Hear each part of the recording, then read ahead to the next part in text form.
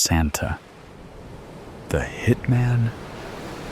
The hospice smells like antiseptic and failed dreams.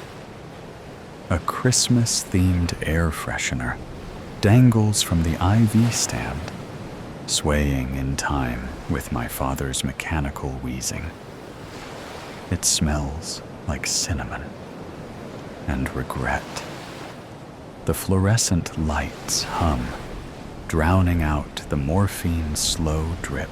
Hi, I'm the man who never amounted to anything.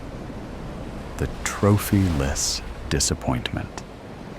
If life is a race, I'm the guy who tripped in the first 10 feet and never got back up. 35 years old, still renting, and my most significant contribution to society is a viral video of me accidentally setting fire to a microwave burrito. That's me, proud owner of a pile of unwashed dishes and a credit score so low it could run for public office. I sit slouched in this corner, watching my dad suck on life like it's a particularly stubborn milkshake. He's enormous. Round face, round belly, round everything. A human snowman, melted into a hospice bed. The kind of guy who built his whole life on being likable. For 30 years, he played Santa Claus at the mall. Not just any Santa, mind you. He was the Santa. The one people drove 4 counties over to see. His face still pops up on Christmas cards across the Midwest. A local legend, a walking, jolly Norman Rockwell painting. And me? I'm the guy who gave him a $10 Amazon gift card for Christmas. You'd think that's why he's dying. The look he gave me when he opened it. He beckons me closer, his hand shaking like a rusty wind-up toy. Come here, kiddo. Yeah, sure, I say, dragging the chair closer. It screeches against the linoleum like its legs are fighting with the floor. What is it this time? Another story about how you single-handedly saved Christmas at the mall in '93. His laugh comes out like a wheeze caught in a blender. Then he stops, face turning deadly serious, eyes boring into mine. I've got a confession, kiddo. Something big. I lean back. Here we go again. Oh, great. Did you save Christmas again? He laughs, shakes his head. His smile, faint but still there, cracks like old plaster. No. Listen to me, kiddo. I killed people. I was a hitman. The words hit me like a sucker punch to the ribs. His eyes twinkle with something far from Christmas cheer. For a second, I couldn't breathe. Not because I believed him, but because some part of me wanted to. Like, even in death, Dad had to be bigger than life. Then the ridiculousness hit me, and I laughed. Hard. Too hard. Jesus, Dad. Did the morphine knock your last screw loose? You don't think a guy with fake snow in his eyebrows could carry out a clean kill? Do you? Dad's grin spreads like butter on burnt toast, his cheeks wobbling like he's auditioning for Jell-O's next ad campaign. I stare. Words feel stuck somewhere between my brain and my tongue, like traffic on the I-5 during rush hour. I've got a list of things I never expected to hear from my father. I love you. I'm proud of you. There's a secret trust fund hidden in the walls. But this takes the cake, and then assassinates the baker. You're messing with me, I finally manage. Is this one of those morphine fever dreams? Should I call the nurse? Blink once for yes. Dad coughs out a laugh, deep and phlegmy, shaking his head. No joke. I was good at it too. Seasonal work was the perfect cover. Everyone sees Santa as a big, harmless teddy bear. No one suspects Santa Claus of carrying a 9mm Glock. I blink. Hard. He's lost it. The man's gone off the deep end, dragged the Christmas tree, the reindeer, and the inflatable snowman with him. I had a code, he says, his voice dropping to a low rasp, like he's auditioning for The Godfather. Never moms, never kids, and no one who liked Christmas. I rub my temples. So you're telling me all those business trips to Reno weren't about fixing mall contracts? Nope. He pops the P like he's proud. They were about fixing people. Your old man was a regular Mr. Clean. And you expect me to believe this? He leans forward, a Herculean effort given his state. Remember the upstairs neighbor at our old place? The guy who played techno at 2 a.m.? I nod slowly, stomach sinking. You said he moved. I moved him.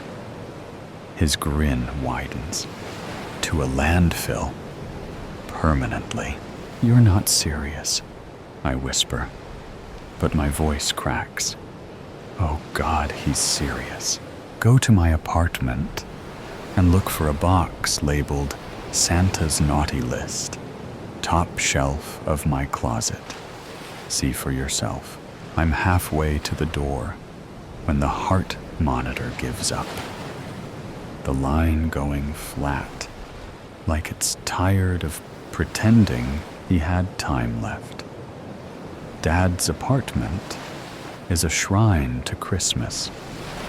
Not the classy Pottery Barn kind of Christmas. This is the Walmart on clearance kind. Everywhere you look, there's a red and green assault on the senses. Tinsel dangles like garish cobwebs. A nutcracker army lines the windowsill, their paint chipped like they've been through a war. Fake snow dusts every surface, not sprinkled, but dumped, like he'd been trying to recreate a blizzard indoors. I kick a pile of it near the couch. It puffs up, glittering. The closet, though, that's where things get creepy. Rows of Santa suits hang in perfect order, sorted by decade. The 80s suits are polyester atrocities, faded red like tomato soup left in the sun. The newer ones are lush, rich velvets. There's even a Santa pimp cane leaning in the corner. Because, of course, there is. And the smell? That weird mothball meets candy cane funk. It clings to your clothes, gets in your hair, I'd need 3 showers and a priest to feel clean again. That's when I see it. A box on the top shelf, labeled in Sharpie, Santa's naughty list. My stomach drops. No way that this is real. No way. The box creaks as I pull it down. Years of dust exploding in my face. Inside, the first thing I see is a pair of cracked glasses. Thick Coke bottle lenses, scratched to hell, still smeared with something. A fingerprint, maybe. Or worse. Intrigued, I pick them up gingerly, like they might bite. It had a Christmas gift tag hanging from it, reading, "The neighbor who played ABBA on repeat." Next, there's a gold wedding ring, heavy, engraved with "Forever Denise." This one has tag dangling from it that reads, "Hired by Denise to take care of her abusive, cheating husband." She gave me fresh baked cookies, still warm from the oven, too.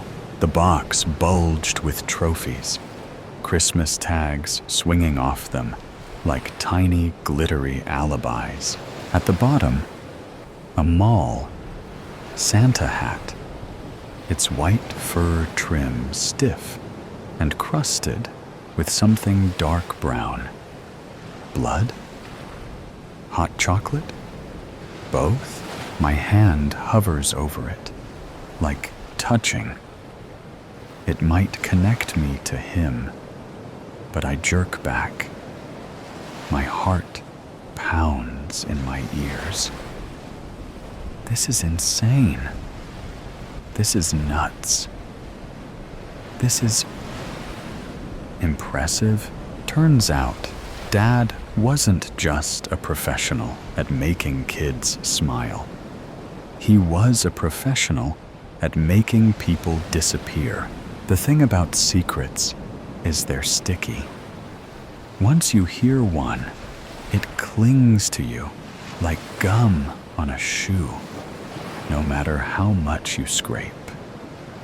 Dad's confession isn't just sticking, it's metastasizing. The more I think about it, the more I see his life wasn't 2 separate halves. Santa and hitman, jolly old saint and silent assassin. It's all the same guy. And now, I'm the one holding the bag. He's dead. The town's favorite. Mall. Santa. Gone to that big workshop in the sky. Kids will cry when they hear. Some mom will bring them to the mall next week, hoping to see his stupid, twinkly eyes and hear his gravelly laugh. Instead, they'll get some substitute in a cheap suit, the kind who smells like whiskey and regret. That'll be Dad's legacy. A hole in the lives of every snot-nosed kid who sat on his lap, unless I tell the truth. If I do, it won't be crying kids. No. The whole town will lose its collective mind. Imagine this headline. Breaking news. Killer. Kringle caught dead. The local paper will have a field day. They'll dig up every photo of him, grinning in his red suit, surrounded by smiling children, and slap it next to words like murderer in bold block letters. The tabloids will pick it up. Every dumb podcaster with a microphone will start calling him the Silent Santa Slayer. And me? I'll be the idiot who ruined Christmas for the whole town. The funeral smelled like peppermint and formaldehyde. Someone decided Dad's last ride should look like an after-Christmas clearance aisle. Red and white draped the lid, as if trying to sugarcoat the whole thing. And of course, the mall workers showed up in elf hats, because nothing says, "We respect your dead father," like polyester and jingling bells. The service started with a speech from Jerry, the guy who managed the mall. Jerry had a voice like a dying accordion and the charisma of wet cardboard, but he tried. He wasn't just Santa, Jerry said, his words wobbling. He was Christmas. He saved Christmas. Saved it? Like he pulled Christmas from a burning building? You mean he sat in a chair for 8 hours a day while toddlers screamed in his face? Then came the slideshow. Dad with kids. Dad shaking hands. Dad eating cookies that probably came with handwritten death requests. And now it was my turn. I stepped up to the podium, clutching my notes. My palms were slick, my mouth dry. Every eyeball in the room locked onto me like I was the halftime show. Here lies Santa, the town legend, and here comes his loser kid, fumbling for words. I cleared my throat. Dad was unforgettable, a safe start. Too safe. My hands shook. I glanced down at my notes, then up at the crowd. Their faces blurred. My brain buzzed because, my voice cracked. He was Santa. And a hitman. The room froze. A collective gasp sucked all the air out. Then Jerry laughed. The kind of laugh that makes you wonder if someone's choking. Santa? A hitman? More laughter erupted.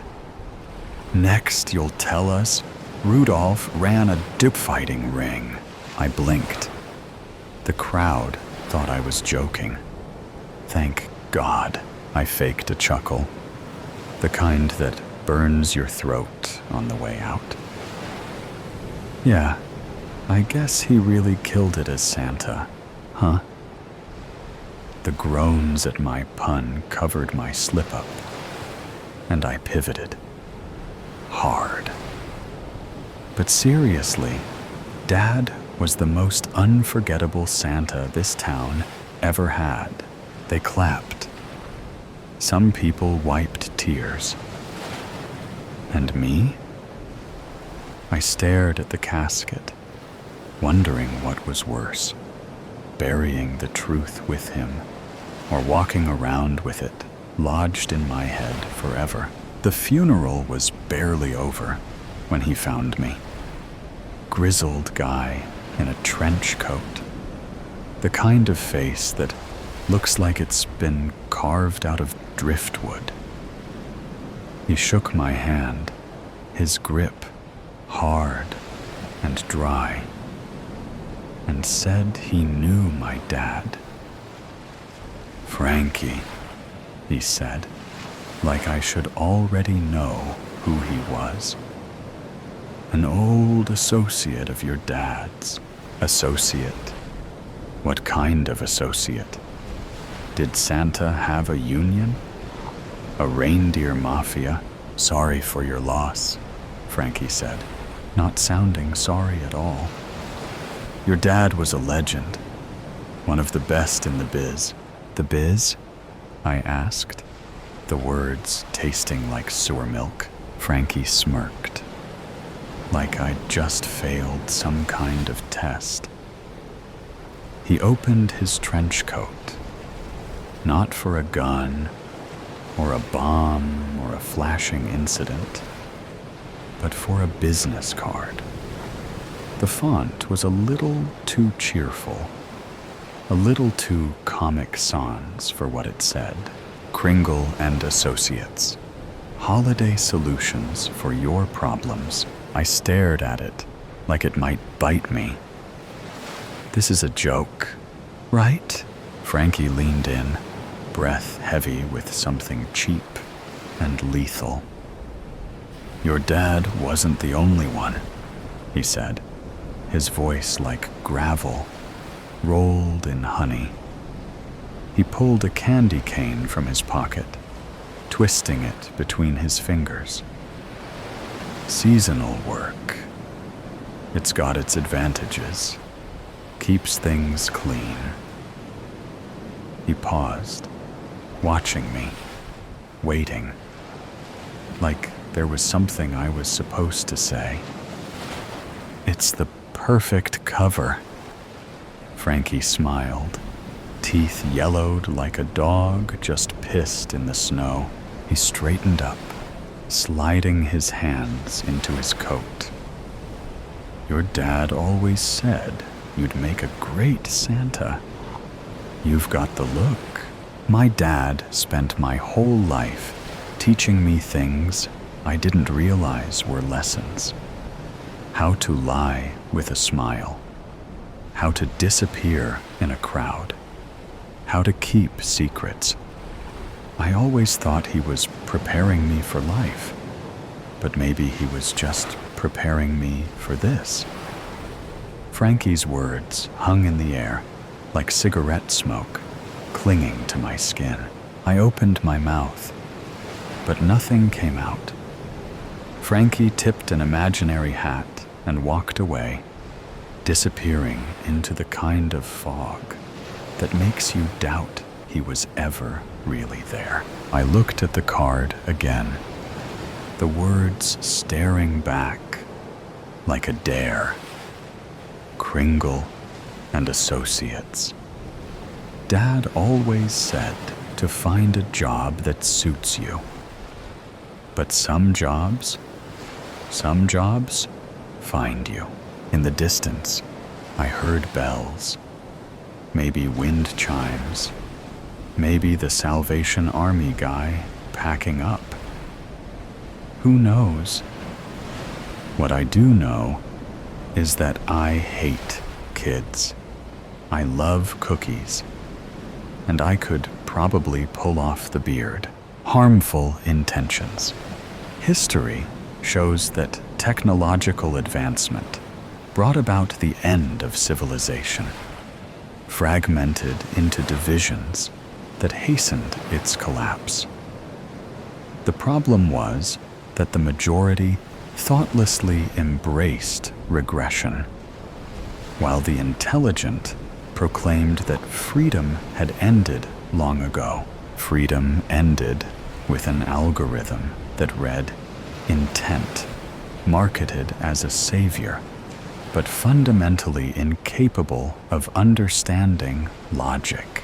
To avoid chaos and preserve harmony, the apology law was introduced. If the algorithm identified someone with intentions deemed harmful, the accused was legally obligated to apologize to the victim. If the accused apologized and admitted guilt, acknowledging that they had harmful thoughts, they remained in the registry, but were not punished. However, if accused 3 times, or if they refused to apologize, they were declared a danger to society and exiled to the zone of silence. a place where no communication with society was possible. On June 23rd, at 1:10 a.m., two lifeless men in bland gray suits appeared at my door. "You are accused of harmful intent," they said, offering no further explanation. I had no choice but to go with them.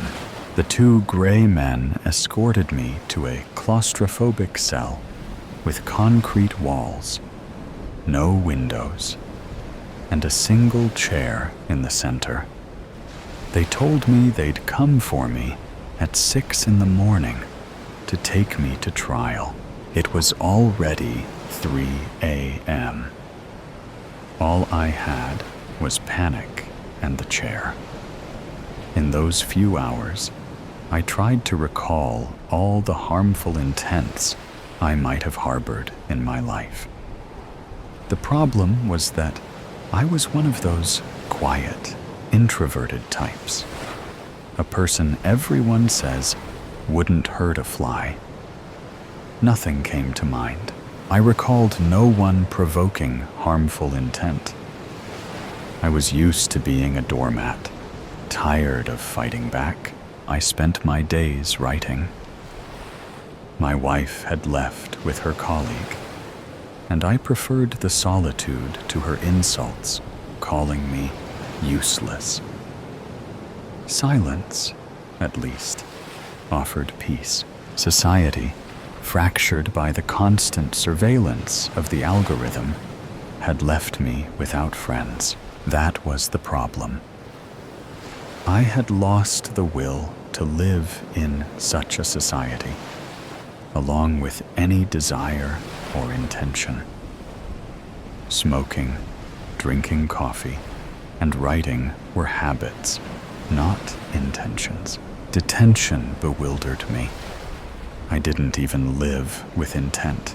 I suppose it was precisely 6 o'clock in the morning when the two gray men returned for me. They didn't strike me as the type to joke about seconds. They led me through narrow, gray painted corridors with gray doors on either side until we arrived at an empty courtroom where they gestured for me to sit. The courtroom reeked of bleach, as though executions had occurred. Suddenly, it dawned on me. What if the algorithm, incapable of interpreting context and logic in thoughts and feelings, had interpreted one of my stories as harmful intent? It was true that I often vented my frustrations by punishing characters in my stories. The algorithm must have misinterpreted every artist. That explains the disappearance of art. At that moment, a prosecutor burst into the courtroom as swiftly as a swallow's tail. But there was no defense attorney. That profession no longer existed. The prosecutor was a tall, skinny man, one of those people you'd say had been consumed by malice from the inside out. A worm, a tall worm with feet. He wiggled constantly, twisting as if he itched all over or urgently needed the restroom. As the worm ignored me, I let my gaze wander across the courtroom. The gray walls pulsed, rearranging with each blink. Above the judge's bench, AI slogans flickered erratically. Freedom is the absence of choice. Apologize to survive. Their chaos reflected my growing despair. It became clear that I no longer existed, even as an artist. AI wrote instead of me. The worm wiggled, pointing to the door. A figure entered, the judge of intent, and took his seat at the bench. His mismatched face and darting eyes gave him a grotesque, puppet-like appearance. When he spoke, his voice didn't match his mouth. His lips, twisted in perpetual disgust and drooping to his neck, bore no relation to the words emerging as if dubbed. For a while, the judge leafed through documents in complete silence. I assumed they were about me, though I couldn't imagine what they might contain. I didn't dare to speak or ask. When he finished, he looked at the worm, who leaped to his feet as if stung and began speaking in such a formal tone that I struggled to follow. Your Honor, the accused was caught red-handed in the act of harboring harmful thoughts, and the prosecution will easily prove this. Only then did he take a breath. You are accused of thought crimes, the judge said. Which thoughts? I asked, my voice cracking. He paused, tilting his head like a machine processing input. Your thoughts, all of them. But defensiveness confirms intent, he interrupted. My voice collapsed in my throat. I didn't know what they wanted me to confess. And perhaps neither did they. How do you plead? The judge asked, his voice rasping, as though he'd been smoking 2 packs of cigarettes a day since birth. Plead, Your Honor. I mimicked how the worm addressed him. Plead to what? The accused refuses to admit guilt and apologize to the victim, thereby obstructing the legal remedy. Legal remedy? I thought. Am I sick? Sick with what? Does the prosecution have witnesses? The judge rasped again, directing his gaze at the worm.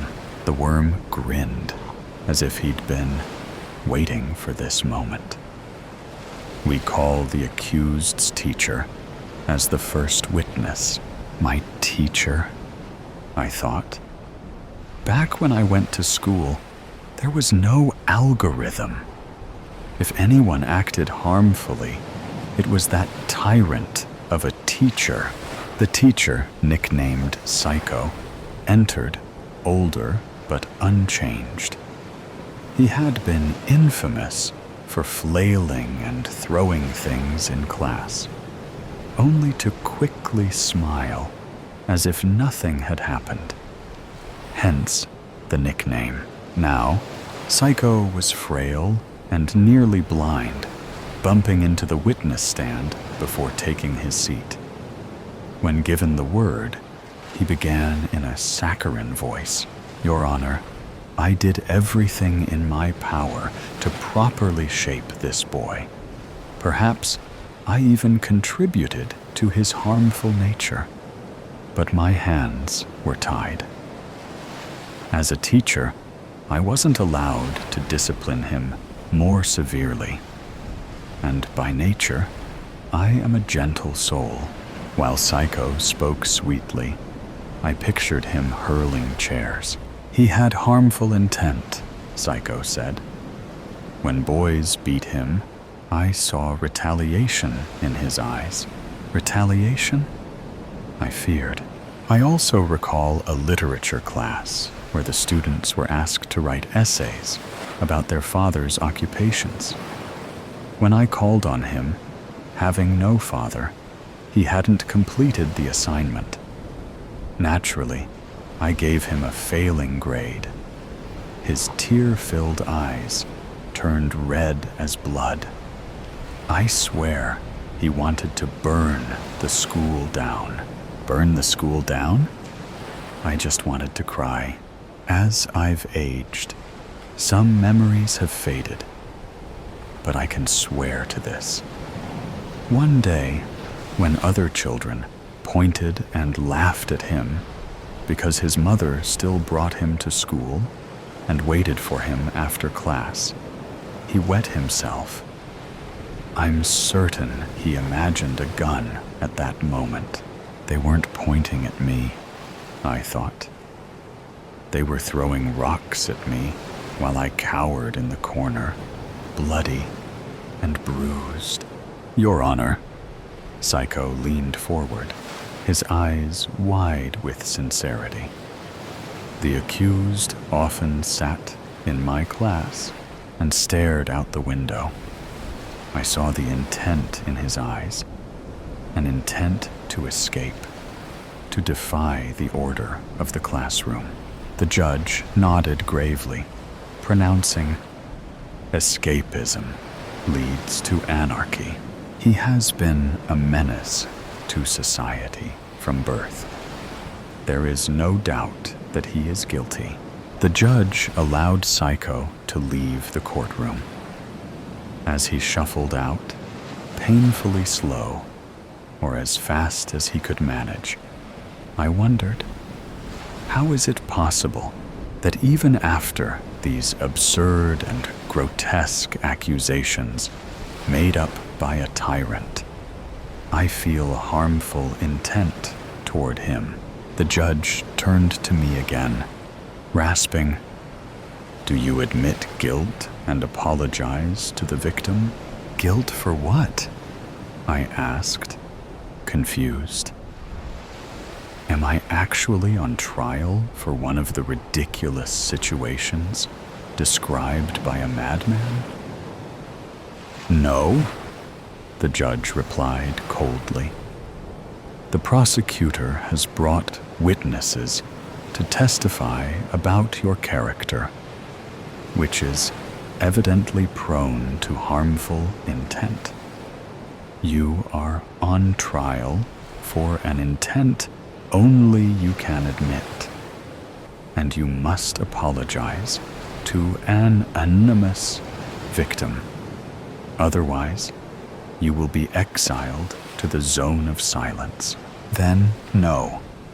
I truly don't know what intent you're referring to.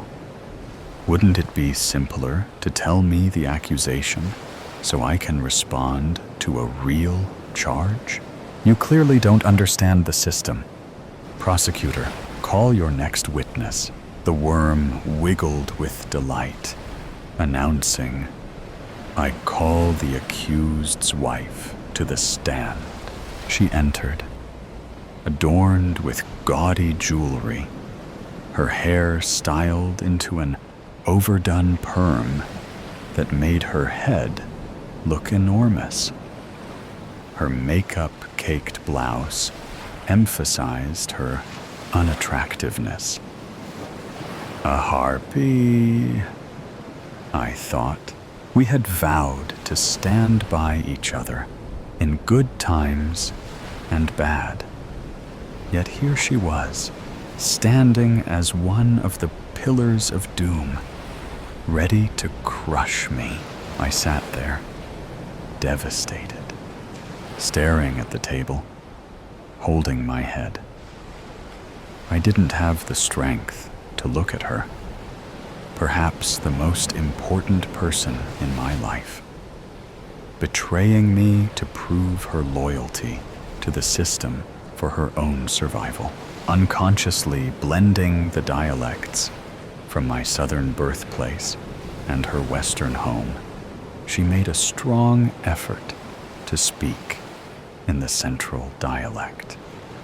It was quite funny, but my reaction barely reached the corners of my lips. The main heroine of a Turkish soap opera couldn't have been more unconvincing and exaggerated. "Your Honor," she said tearfully, though no tears appeared. "This man stole my youth. The algorithm should have caught him sooner." She clutched a tissue she didn't use. "He once asked if I was happy. Such doubt is harmful to harmony." I had once loved her confidence until I saw her superficiality for what it was. She added a sniff. I love this man, but I love the truth more. I'll tell you everything. The truth that the perm wasn't the best idea, I thought bitterly.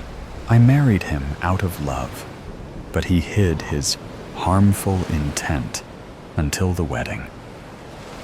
Soon after, he began calling me degrading names like useless and a rag. I looked up in shock.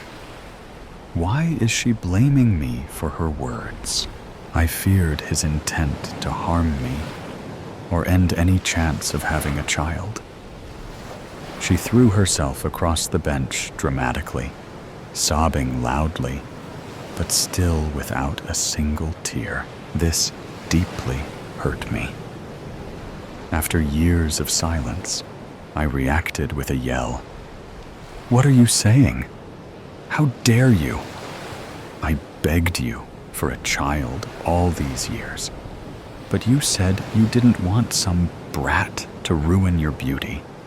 The judge interrupted me with a loud thump of his gavel, stating that he wouldn't allow me to insult the poor woman on the stand. I sat down, stunned, clutching my head. Am I crazy? Maybe they're all telling the truth, but my perception is warped. But if this is true, then I'm not me. I don't know who I am anymore. As my thoughts struggled to regain some clarity, the actress on the stand continued her performance. Thank you, Your Honor. I'd like to add the most harmful intent of the accused. The accused? I thought. So now she's stripping away my very name, my status, my identity. I know I'm not perfect, but that's only because I respect the algorithm. The accused loved silence, and I preferred to speak my intentions out loud rather than live in fear of how they might be interpreted. Sometimes I wonder if I lost him in all that noise, or if I simply didn't understand him. She paused dramatically. But the algorithm is far more important to me, even more than my appearance. Maybe that's why he told me he wanted to leave me for his colleague. But I refused. And since the law doesn't allow divorce unless both parties agree, she paused for a long moment. He intended to kill me. She collapsed, fake sobbing and writhing in exaggerated anguish. A weak range of actions for such an actress. While the worm escorted the exhausted woman out of the courtroom, I remained frozen. Somewhere in the distance, I heard the judge asking me for the third time if I admitted guilt and offered an apology to the victim. I responded from some other place. The words slowly came out of me, almost mechanically. If we were caricaturing the roles, this woman, my wife, would be the victim. Am I accused of killing her? I asked. Well, yes, I must have killed her. There's no other explanation. Is this the guilt I must admit and apologize to this victim of genocide? Don't make me repeat myself. The judge was now even angrier. I told you that the witnesses don't know the reason for your trial. Only you know your intent. Will you admit it? But what worse intent could I have than murder? For murder, you'd be punished without trial. But your disgusting, repulsive, vile intent could shake society to its core and completely destabilize harmony. I sat down, mouth agape. Prosecutor, introduce the final witness, after which I will deliver the verdict.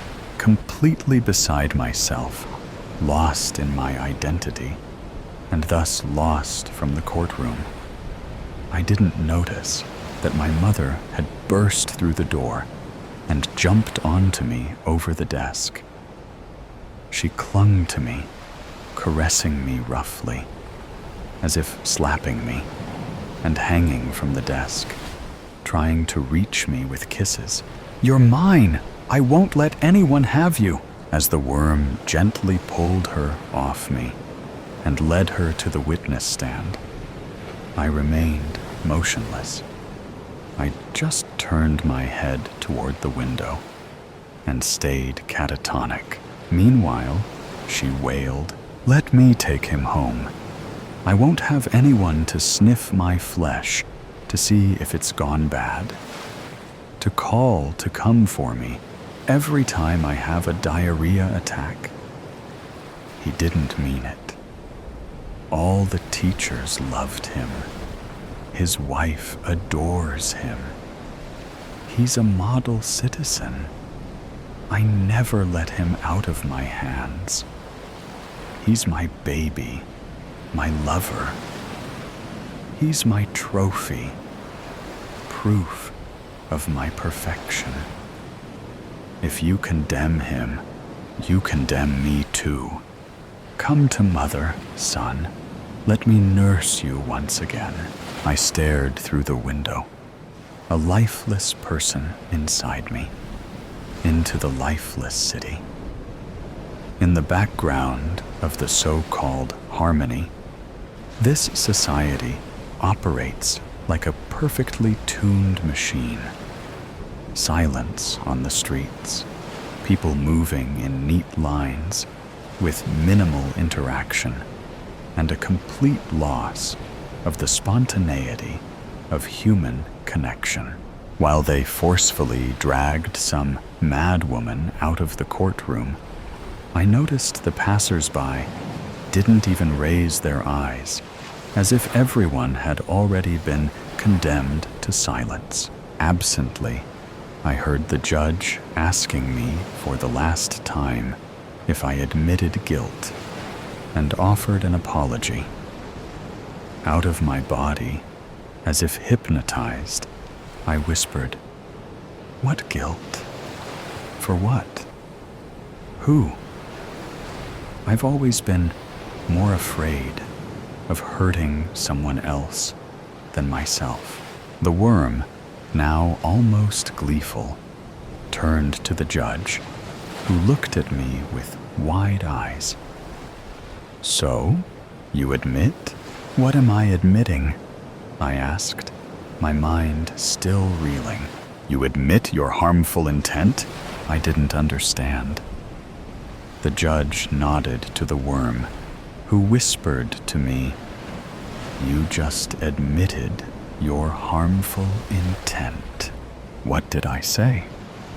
That I would rather hurt myself than hurt others? "Yes," the worm rejoiced, and then it hit me. The previous night, I had thought about how I never quite fit in, how I had no life or expectations, and that the best thing would have been to end my life long ago. So that's it? I'm being accused because suicide seemed like the only way out. The judge regained his official tone. "Accused, stand up. It is my duty to read the law to you again. The court offers leniency. If you admit guilt and apologize, the punishment will be light, but your name will remain in the register of those with bad intent. If you are accused 3 times or refuse to admit guilt and apologize to the victim, you will be declared a danger to society and exiled to the zone of silence, a place where no communication with society is possible. What will it be? Declare yourself, apologize to the victim, or be declared a danger to society. I pose no harm to society, only to myself. So I must be the victim. Yes, I am the victim. All these years, I've been helpless, not knowing how to fight, how to live, how to be human. That's why I intended to take my life. I finally spoke. Your Honor, I admit I had a harmful thought, I said, but not guilt. I will not apologize because it's not my guilt. And it's not for me to apologize. The judge's tired eyes met mine. He raised the gavel, declaring, "Guilty." As I was led to the zone of silence, I passed a wall with faint writing on it, barely legible, written by a shaking hand. Silence is not the end. I couldn't help feeling I wasn't alone. Silence embraced me. In it, I found myself. The zone was truly silent, but not deafening, peaceful. Finally, I could hear my heart, my breath, my thoughts. Here, in a world without judgment, I was no longer a son, nor a husband, nor part of society. I was simply me. This wasn't the end, but the beginning. Silence. Let me exist. Silence is freedom. Confessions of the Wicked. Trigger warning. This story contains mentions of suicide, murder, SA, and drug abuse to whomever it may concern in the future. I must confess, Lisa clutched the letter tightly in her trembling hands, her heart racing as she tried to process the words before her. Each sentence felt like a distant echo, her mind struggling to comprehend the reality they presented. The ink on the paper blurred into a haze as she stared at it as if it were a passage from a dramatic novel rather than a message meant for her. One shaky hand dropped to the desk, the wooden surface cool against her palm, while the other instinctively covered her mouth in a futile attempt to stifle a gasp. A powerful wave of dread surged through her, leaving her muscles taut and aching with anxiety. Feeling an urgent need to escape the suffocating atmosphere, she pivoted on her toes, her breath coming in quick, shallow gasps, and made a fast beeline for the door, desperate to put distance between herself and the shocking revelation contained in that letter. Her mind raced wildly, grappling with the cruel reality of working in the very prison where her brother had been a devoted inmate for the last 10 years. The stark, cold walls echoed with memories of their shared laughter, now replaced by a haunting sense of despair. Every day, she poured herself into her work, driven to the brink of insanity as she navigated the complex legal system, desperately seeking a way to free him. Yet, in the quiet moments, a dark shadow loomed over her thoughts, the chilling possibility that all her efforts might still fall short in saving him from the fate the letter she held had predicted. She remembered the moment she first heard about her brother's arrest in South Korea. A wave of despair crashing over her. Confusion and heartbreak gripped her as she tried to fathom why he had been taken from her.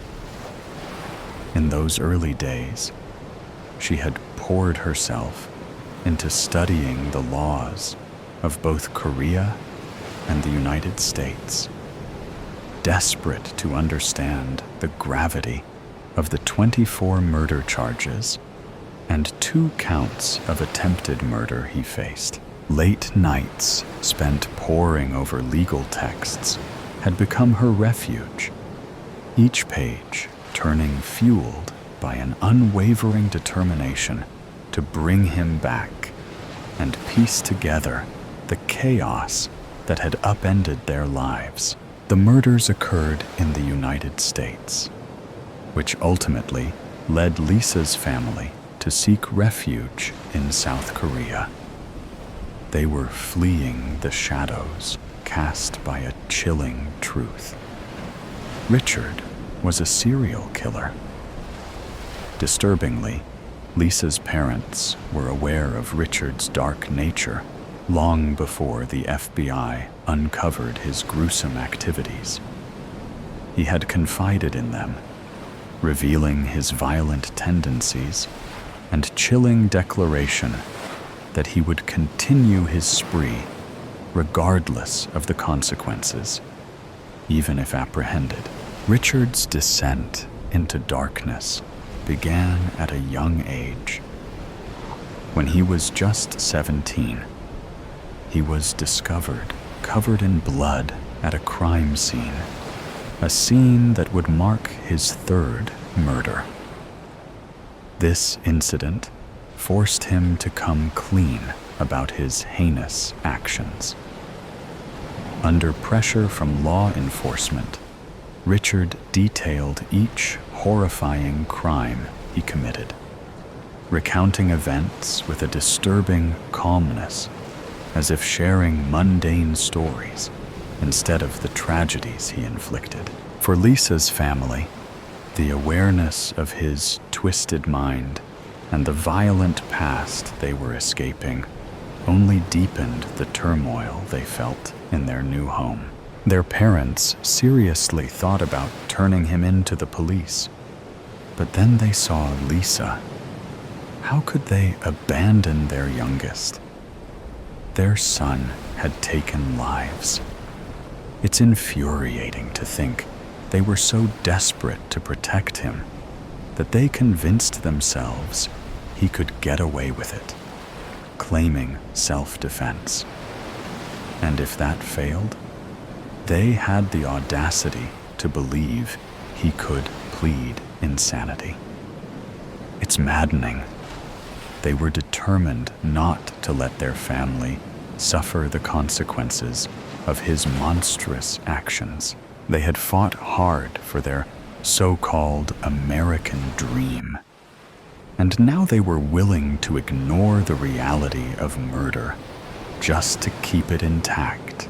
I've committed some really questionable acts that I have come to wholeheartedly regret.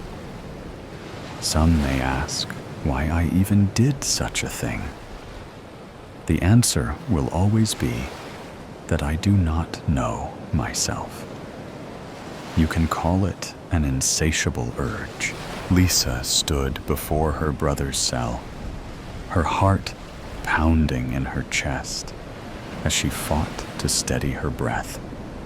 Each inhalation came in shaky increments, a desperate attempt to keep her presence unnoticed in the cold, dimly lit hallway. She searched for some sort of implication to give truth to that letter. All that was in the cell were her brother's two very active cellmates. They slept serenely, coddled up like children against the wall of their respective bunks. As she tightly gripped the cold metal bar of the cell, an electrifying tension filled the air, causing the inmates to stir in panic. It was as if a primal instinct had been awakened within them, leading them to believe they were suddenly thrust into a perilous struggle for survival. Much like the brutal realities one often faces in the dark corners of the slums, the brawny ginger had his eyes wide and red with irritation. He almost flew from his frame from the banging that Lisa's small palm had brought to life with a touch. The other, smaller but still muscular, had softly turned himself over, almost unbothered by the verbal intrusion caused by the one female CO showing up at their block in the dead of night. There was only a lustful glare there. She sighed and glared at them, her stare demanding to see the last person in the shadows. She hoped from the bottom of her heart that her brother would creep up from behind the twin bunks. A silence made static pass through her ears, and her brother didn't emerge. Instead, that small inmate crept from his laid-down position and mirrored Lisa at the entrance to the cell. He breathed hard with a tangy output, showering Lisa's face with disgust. She scoffed as she pressed on her heels, steadily taking a step back. To Lisa, the inmate in front of her looked like a starved beast. She often saw the man in front of her teaching other inmates how to cope with their new life in prison. As an inmate himself, he should not have had the right to do so, but his compassion and leadership led people to look up to him. He was honestly the sweetest man that she could claim she met in prison. Even her brother had more spine than muscle. One day, Lisa decided to ask him why he was still in prison. He explained that same night that he received a life sentence after being caught. He admitted that when he was free, he kidnapped and tortured an uncomfortable amount of transient women. He said something along the lines of, "God has no respect for harlots." Maybe he was insane, but he claimed he was a respectful man of the Lord. In the state he stood in now, he was the pure antonym of the nice guy persona he usually shows. His eyes rested half-lidded and bloodshot. His gaze lingered on parts of her body with an unsettling desire. Although his hands gripped hard on the bars on either side of her face, he looked ready to topple over with a single misstep. He mumbled to say something, but she was only able to understand the slurring of an accused drunk. Realizing her presence made no difference to anyone in the vicinity, she sucked in as much as she could and ran off with that breath held within her chest, the letter Lt as if it was coming true. I want to see the chaos from the front seat. Such a massacre has been my dream since becoming a person of power.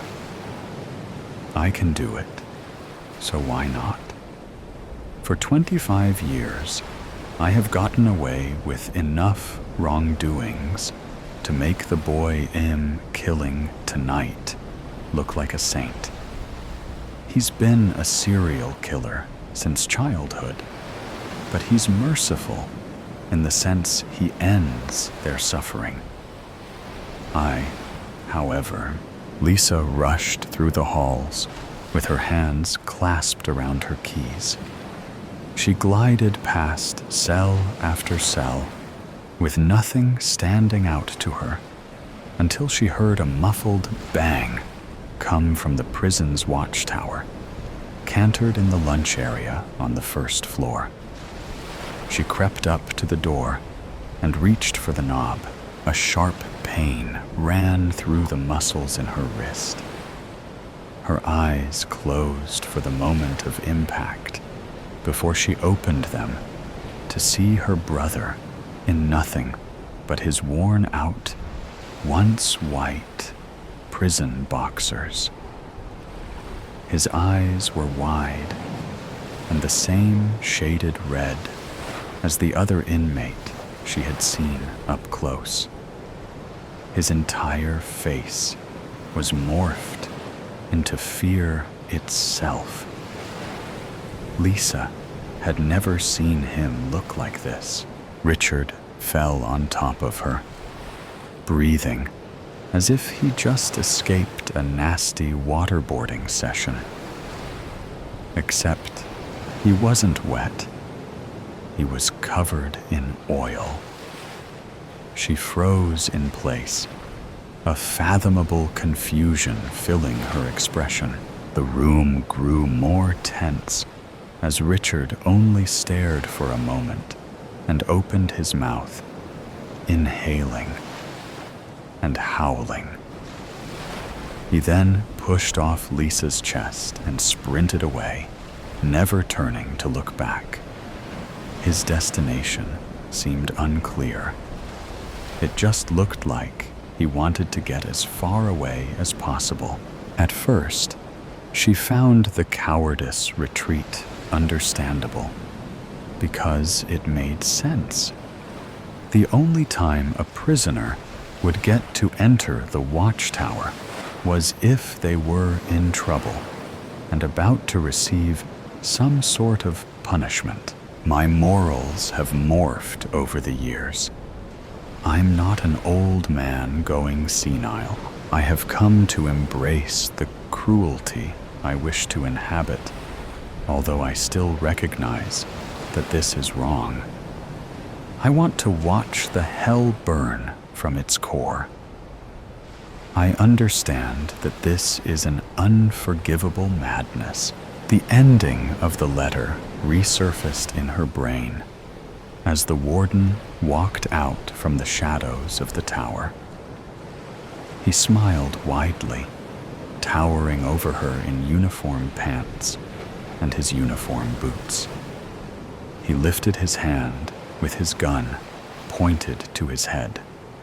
She stared in horror as her brother's howling continued like a dog whistle. Before she could catch up with herself, the gun was fired and a bullet went straight through the warden's skull. So I write this letter to let you know that I will be taking my own life after have fun. And I take the boy's. His body fell limp, and the alarms finally took away her silence.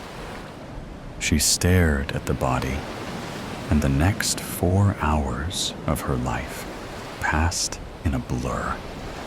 She was taken into emergency care and treated for substance abuse, just like everyone else in the prison. Even though she had accidentally saved her brother's life that night, it was already too many deaths, too late. The world had already been spoon-fed the confession of the wicked, the shadow of the past. In the depths of the hospital's darkest ward, I sat beside my grandfather's bed, the only sound the faint hum of the life support machines. The air was heavy with the stench of decay, and the flickering fluorescent lights above cast eerie shadows on the walls. "Kiddo," he whispered, his voice like a rusty gate creaking in the wind. "I got something to tell you." I leaned in close, my heart racing with anticipation. "What is it, Grandpa?" He took a deep breath, his chest rising and falling with the effort. "I was involved in a ritual many years ago. A young woman was sacrificed, and I helped cover it up." I felt like I'd been punched in the gut. My grandfather, the man I'd always admired and respected, was capable of such a horrific act? "Why are you telling me this now?" I asked, trying to process my emotions. Grandpa's eyes filled with tears. "I'm sorry, kiddo. I'm so sorry. I've carried this guilt with me for so long, and I don't want to take it to my grave." I looked at my grandfather, seeing him in a new light. I felt a mix of emotions: shock, anger, sadness, and compassion. "Grandpa," I said, my voice soft, "I forgive you, but I need to ask you something." "What's that, kiddo?" he asked, his voice barely above a whisper. "Do you want me to reveal the truth, or keep your secret safe?" Grandpa's face contorted in a mixture of pain and relief. "Please, kiddo, keep my secret safe. I don't want to hurt anyone else with my mistakes." I nodded, feeling a weight settle upon my shoulders. "I'll keep your secret, Grandpa. But promise me one thing." "What's that, kiddo?" he asked, his voice barely above a whisper. "Promise me you'll find peace. Finally. You've carried this burden for so long. It's time to let it go." Grandpa's eyes filled with tears again, and he nodded, a small smile on his lips. "I promise, kiddo. I'll find peace. Finally." As I sat there, holding my grandfather's hand, I knew that I would keep his secret safe. But I also knew that I would carry the weight of that secret with me forever. The darkness closed in around us, and I could feel the presence of the unknown, lurking just beyond the edge of perception. I knew that I had to make a choice: to reveal the truth, or to keep the secret hidden. And as I looked into my grandfather's eyes, I knew that I would choose the latter. For in the world of shadows and secrets, sometimes the truth is better left unspoken. The machines surrounding us beeped and whirred, a constant reminder of my grandfather's mortality. I looked at him, seeing the pain and guilt etched on his face. "Grandpa," I whispered, my voice barely audible, "I'll keep your secret safe, but promise me one thing." "What's that, kiddo?" he asked, his voice barely above a whisper. "Promise me you'll find peace. Finally. You've carried this burden for so long. It's time to let it go." Grandpa's eyes filled with tears again, and he nodded, a small smile on his lips. "I promise, kiddo. I'll find peace. Finally." As the darkness closed in around us, I knew that I would keep his secret safe. But I also knew that I would carry the weight of that secret with me forever. And as I looked into my grandfather's eyes, I saw something that chilled me to the bone, a glimmer of evil, a spark of malevolence that seemed to grow stronger with each passing moment. I knew then that I had made a terrible mistake. I had promised to keep my grandfather's secret safe, but I had no idea what horrors that secret might unleash. As the machines surrounding us beeped and whirred, I knew that I was trapped in a living nightmare with no escape in sight. Here is a prequel to the story, Origins, New Orleans, 1955. Etienne Lafleur, a young and ambitious occultist, stood in the dimly lit chamber, surrounded by the members of the mysterious Order of the Red Hand. The air was thick with the scent of incense and something else, something darker. "Brothers and sisters," Etienne began, his voice dripping with conviction, "we stand at the threshold of a new era, an era of power, of knowledge, of transcendence." The members of the Order nodded in agreement, their eyes gleaming with an otherworldly intensity. "But to achieve this goal," Etienne continued, "we must be willing to make sacrifices, to push the boundaries of what is acceptable, of what is human." The members of the Order murmured among themselves, their voices filled with a mixture of excitement and trepidation.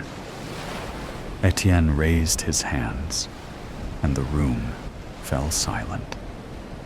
"I propose that we perform the ritual of the Red Hand," he said, his voice dripping with anticipation.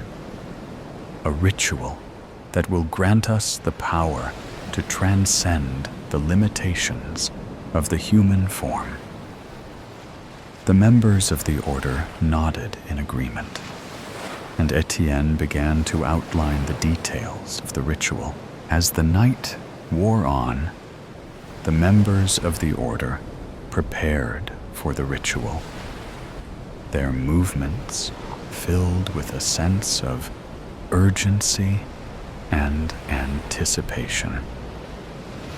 And Etienne, the young and ambitious occultist, stood at the center of it all, his eyes gleaming with an otherworldly intensity. The ritual began, and the members of the Order chanted and swayed, their voices and movements building to a crescendo of power and energy. And at the center of it all, Etienne stood, his eyes fixed on the young woman who was to be the sacrifice. The ritual reached its climax, and the young woman screamed as Etienne plunged the dagger into her heart. The members of the Order cheered and chanted, their voices filled with a sense of triumph and power. And Etienne, the young and ambitious occultist, stood at the center of it all, his eyes gleaming with an otherworldly intensity. But as the ritual came to a close, Etienne felt a sense of unease, a sense of guilt and regret. He looked down at the young woman's lifeless body, and he knew that he had made a terrible mistake. The ritual may have granted him power, but it had also cursed him with a guilt that would haunt him for the rest of his life. And as Etienne walked away from the ritual chamber, he knew that he would never be able to escape the shadow of the past. The psychiatrist. I closed my eyes, ignoring the loud courtroom around me. Smacking of a woman in the back's gum chewing, fast typing of computer, closing and opening of doors in the back of the already full room. Clicking of photos being taken, yelling of lawyers arguing, banging of Judge Lewis's gavel hitting the hollow wooden desk. How did I get there? How did one misstep cause me to be the one standing there awaiting death or life imprisonment? No matter what I chose, it was the end for me. So couldn't I have given up instead of going down screaming? No, I couldn't have, because that wasn't me. I heard the judge's raspy voice echo across the small courtroom. "Silence," he hollered. The whole room followed his instructions and went dead silent. "Miss Davis, I will ask once more," the judge sighed in a strained but steady voice. "How do you plead? Guilty or not guilty?" His voice faded slowly, like he was on edge. I paused, still holding my eyes securely shut. His strained, groggy voice gave me the feeling he was tired, angry, annoyed, and possibly sad. The way his jaw moved very gently and seemed clenched, even when he spoke, was a curious realization. Though when he did speak, normally, his voice was slow and dull, which was pretty normal for someone his age. But still, I knew something was wrong. He had a small wedding band on his right hand that was slightly rusted around the edges. Married for 30 years at least. He had bruises covered by a tattoo on the back of his same hand, which I noticed immediately after. It was new, practically 3 days old. Gone, but never forgotten. It read next to a small signature. I thought back more to the tattoo. JLJ, the signature read. Was it short for John Lewis Jr., the judge's son? The judge was grieving, not tired. He seemed so gloomy. I leaned my back against my chair, only to feel a soft vibration. So I listened. A uniformed officer behind me was tapping her foot on the floor quickly.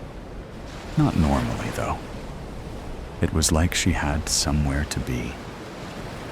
Nevertheless, it wasn't enough information to know for sure. Officer Howard had walked me in there, so I must have seen more. I remembered the way she walked, with a small limp on her left side, And when I asked her what courtroom we were going to, she responded angrily, like she was frustrated with a simple question. During the entire opening remarks, I kept hearing her heartbeat in the silence, and it was beating fast. But why was that? Was she nervous? Perhaps anxiety? No, that wouldn't explain the limp. That's it, I thought. Pain meds. She was taking them for her knee, but they were causing an addiction. She needed to see a doctor to get more, and that is why she was checking her watch so often. I took a deep breath to try and refocus on the judge's question, but I couldn't. I took a big whiff of my lawyer, Maxwell Hartley's cologne. It was strong, to say it best, but why was that? Other days, he'd come in with no smell, so why was today different? I pictured his frame leaning against the door in the hallway during our recess. He was a tall guy, 6'4", and his energy followed that. Every day, he came into work with a kind smile and a good morning for everyone. But he hadn't in a few weeks. He wasn't bad looking either, with his short, dark brown hair and even darker brown eyes.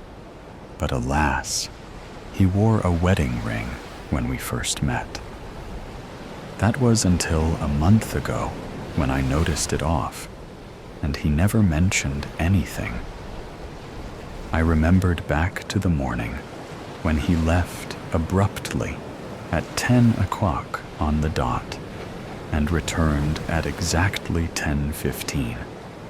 Later, at around 1 o'clock, he did the same and came back at 1:15 again. Coincidence? No, nothing in our world is. So, what could he be doing that took 15 minutes? Immediately, a conversation I had with my therapist friend came up where she mentioned 15 minutes on the phone talking about common interests is an exercise for troubled couples. This means that Hartley was having marital problems. The judge coughed, and I jumped. I regained focus and slowly opened my sore eyes to adjust to the light. Shouldn't. Have I just ended this? Stopped at all the suffering I caused everyone, and just admitted to it. They all have places to be. So why couldn't I just say, yeah, I did it? 4 stupidly simple words I couldn't get out of my mouth. Why didn't I think I did anything? I did. I killed so many people. I can admit it now. But what was wrong with me then? I'm a psychiatrist. I should be able to tell what is wrong with people with the slightest movement. But in this case, I can't, and I don't know why. The entire trial, I had no feeling in me. It's like I was turning into someone else. I felt no remorse for killing 17 people. And yeah, sure it was out of my hands. But I still was caught red-handed prescribing medication people never even needed just to make a profit. I just don't understand it all. I have studied the brains, body languages, and emotions of thousands of people for most of my life. Yet somehow, I can't find out why or what happened to me. I was a good person before all of this. I had friends, an amazing career, a life, and a family. So how could one bad decision make me want to drive that all away? The answer, you may be wondering, I will never be able to give. I shot out of my chair fiercely. Not guilty, Your Honor. The whole courtroom gasped out loud. I plead not guilty. Seeking fair lady. No matter how much she fussed with her blonde locks, Lady Charity Farnsworth cast a blue, deviled countenance before her boudoir mirror, so could not achieve a desirable outcome. She finally relinquished the brush, tossing it to the makeup-strewn vanity as she thought to herself, whatever am I to do? My father has forbidden me to ever entertain my beau, Sir Riley, in any genteel ton company henceforth. He doesn't understand the depths of our love for one another. What is the point of attending yet another tea or ball in pretense of making a match when in my heart of hearts the perfect match already exists?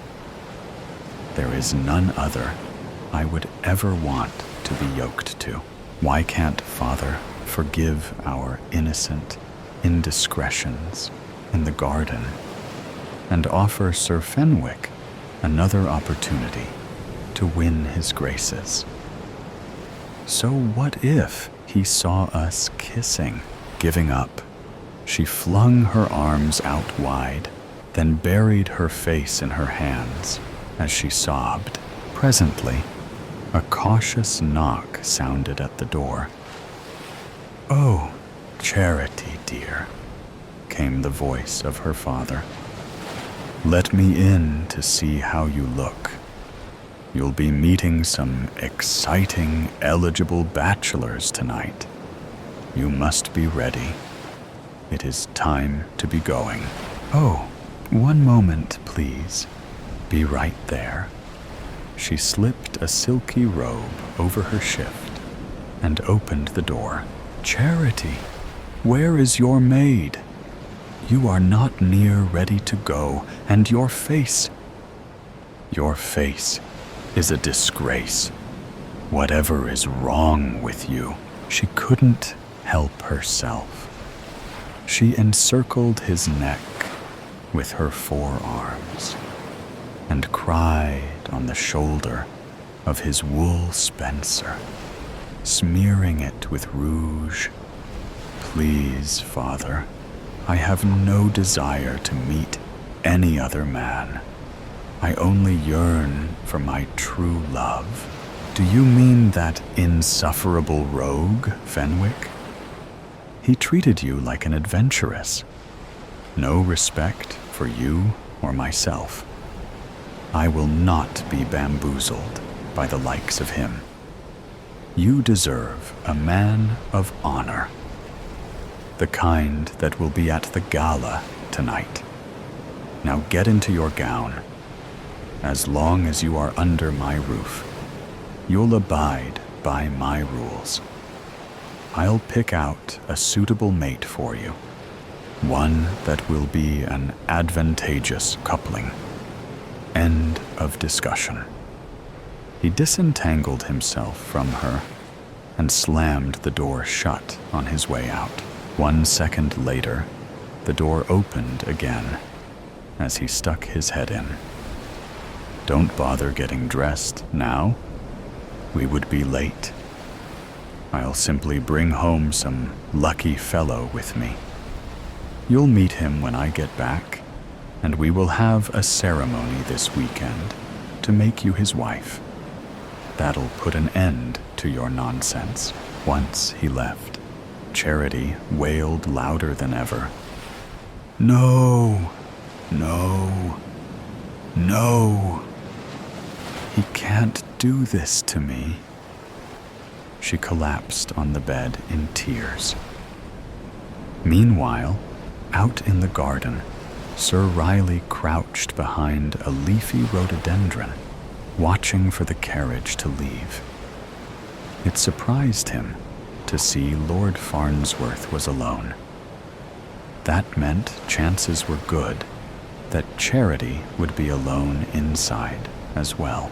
He had ridden along with his partner, Sir Carlton Winslow, when he came to escort Dowager Countess Diana Honeyfield, Charity's aunt, out to dinner. His hope had been to follow Charity and her father to whatever event they had planned for the evening and try to win an audience with the Lord, to apologize for his behavior at their last meeting. This turn of events was even better. Dare he approach his fair maiden to pick up where they left off? He had gained great strides in having his way with the lass before her father had discovered their secret rendezvous in the dark garden and forbade them to see each other ever again. It was a risky plan, but with aplomb, perhaps fortune would smile on them, and her father could never deny them, given the right circumstance. His heart was pounding. If he could just get inside and convince the fair maiden to let him come inside also. His hands sweated as he hoisted himself up the giant oak that spread branches out toward what he was sure was her dressing room window. Twigs snapped and leaves rustled. Hopefully, no servants were close enough to hear his clumsy ascent. When in position, he could peer through the gauzy curtains and see her sprawled on the bed, wearing little other than a flimsy robe. His excitement heightened. He threw twigs to ping on the glass and cautiously called out her name. What? What was that noise? I miss Riley so much. It is as if I can hear him calling to me. She stretched up from the mattress, allowing the robe to fall away, exposing more tender flesh. Then she realized where the noise was coming from and ran to the window. She couldn't get it opened fast enough when she saw her love clinging to the branches. Soon he was within her grasp, and they clung to each other. Mouths searched and found one another. Fingers fumbled at clothing till it fell away.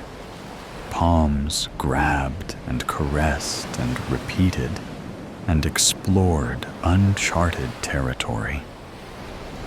He picked up her trembling body and carried it to the bed, gently placing it as he wordlessly asked permission to envelope her. She willingly granted access and likewise enveloped all of him. They brought each other to tottering heights, crashing deliciously down, and climbed again and again, becoming one with each other. Let no man put asunder, losing all sense of time and space. They belonged to each other. They were in total bliss until Charity. It is your father. I have someone you need to meet.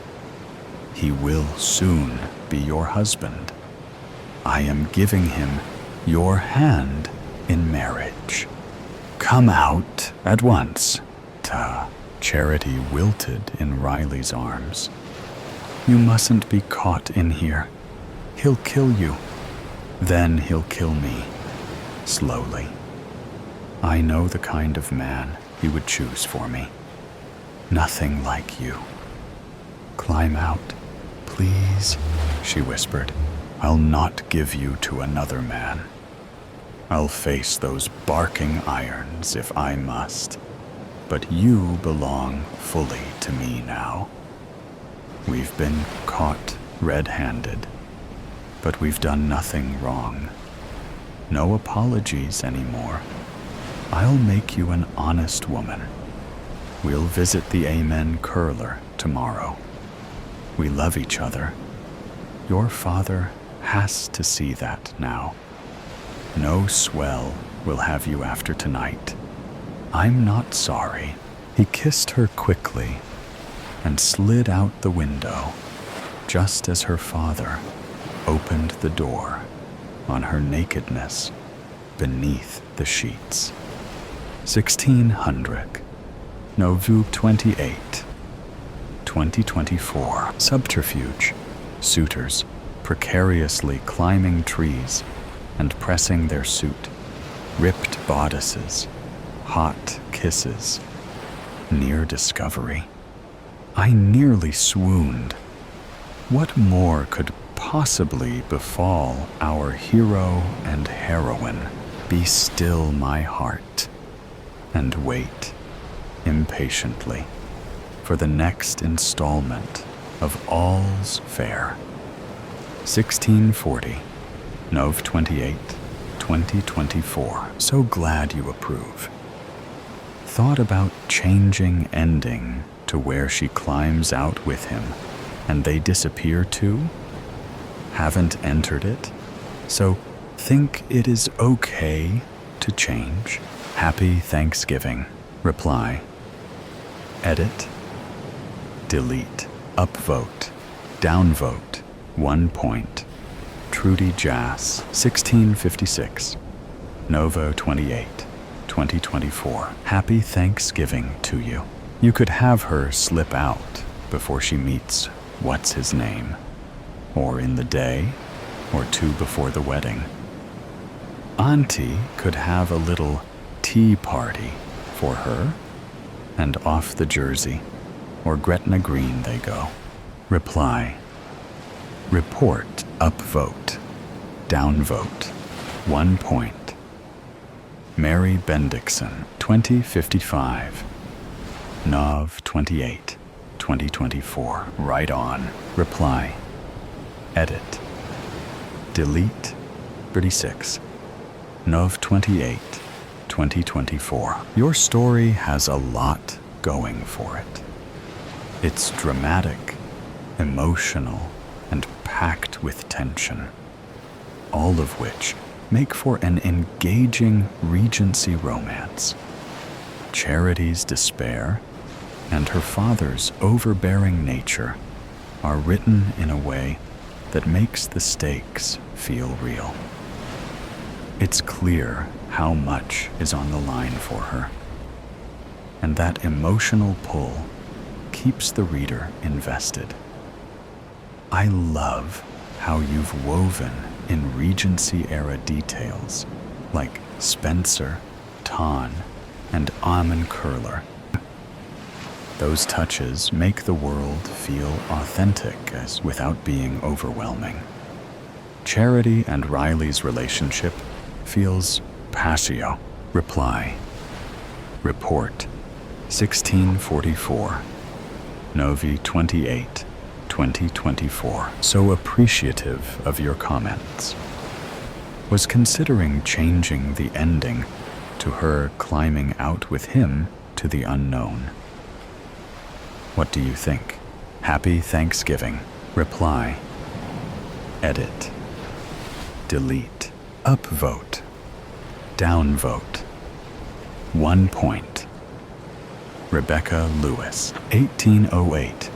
Nov 29, 2024. Happy Thanksgiving to you as well.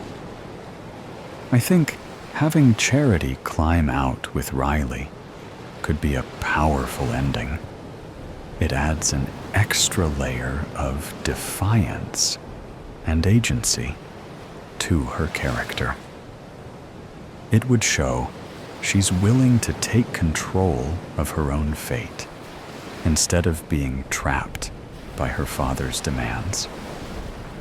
Plus, it leaves the story on a romantic and adventurous note, with the two of them facing an uncertain future together. That kind of ending would feel satisfying and true to the passion you've established between them. If you decide to go that route, you might want reply, report. Thanks again. I wrote another Too Cute episode last night that sort of fits one of this week's prompts. After reading the new prompts, I think I will pull the fair story and match it with a new prompt. Even though it has several likes, which I will lose, I didn't enter it into contest, so it should be okay to do. Have more family events today, but hope to get this done. Reply, edit, delete, upvote, downvote, 1 point. Leslie Mamala, 1105, Nov 28, 2024. Well done.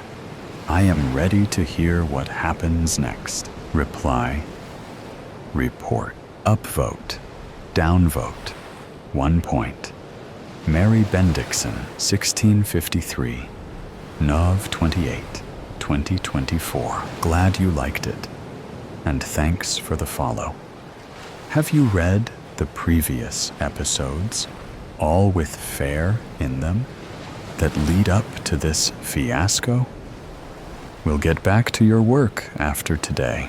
Happy Thanksgiving. Reply, edit, delete, 2020, Nov 28, 2024. Not yet, but I will. Happy Thanksgiving. Reply, report, upvote, downvote, 1 point. Thomas Wetzel, 0749, Nov 28, 2024. Your writing is so sophisticated, I can barely understand half of it. I just know it's awesome. You are so good. I'm gonna go watch every episode of Downton Abbey, and then come back to reread this and see if I can actually appreciate it like an intelligent adult. Happy Turkey Day. Reply, report, 1649, Novi 28, 2024. Gobble, gobble to you too. I don't know about sophisticated. I am only winging it on this ton stream, but glad you like it. Reply, edit, delete, upvote, downvote, 1 point. Lady Coretta, Stevenberg, 0502, Nov 28, 2024. Always a good read. Reply, report, Joe 533, Nov 28, 2024. Thank you. Reply, edit, delete, upvote, downvote, 1 point. Alexis Araneta, 1748, Nov 27, 2024. An adorable continuation of your series. Lovely work. Reply, report, 1931, Novi 27, 2024. Thank you. Do you think of this as the finale, or does it go on? Reply, edit, delete, clay pigeons. It was 3 days since you last called. No, I should clarify, since you answered. Since you answered your damn phone and stopped breaking protocol. And it's not like you didn't know the rules. You needed to check in once every day. Not every 24 hours. Every day. Thursday before midnight, and then Friday, just as the day turned, counted as 2 check-ins. Yet you never stretched it like that. Always called at noon sharp. Another day where you were human and in vicinity of your landline. Mark had been huffing and puffing since day 2.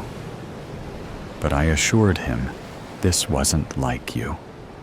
That something big and horrible and terrible must have happened. Maybe you were laying prone on the floor of your living room, and I was sheltered here, wondering why you weren't calling, while I should have been the one calling for help.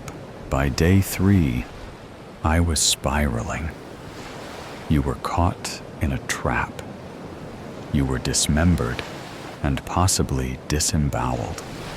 You had lost all sanity and feeling. Mark warned me that 24 hours more and we would need to call in control. I snapped and informed him I was perfectly aware of that, as well as I was perfectly aware of what control would do to you. I pleaded with him to give me your address. It was against every rule in the book, but I was sure he would understand. After all, you had been so diligent with it all. We never had to ask you for anything. You always did your check-ins and checkups by yourself. The phone kept ringing. By day 4, he relented. The first thing I noticed was the curtains.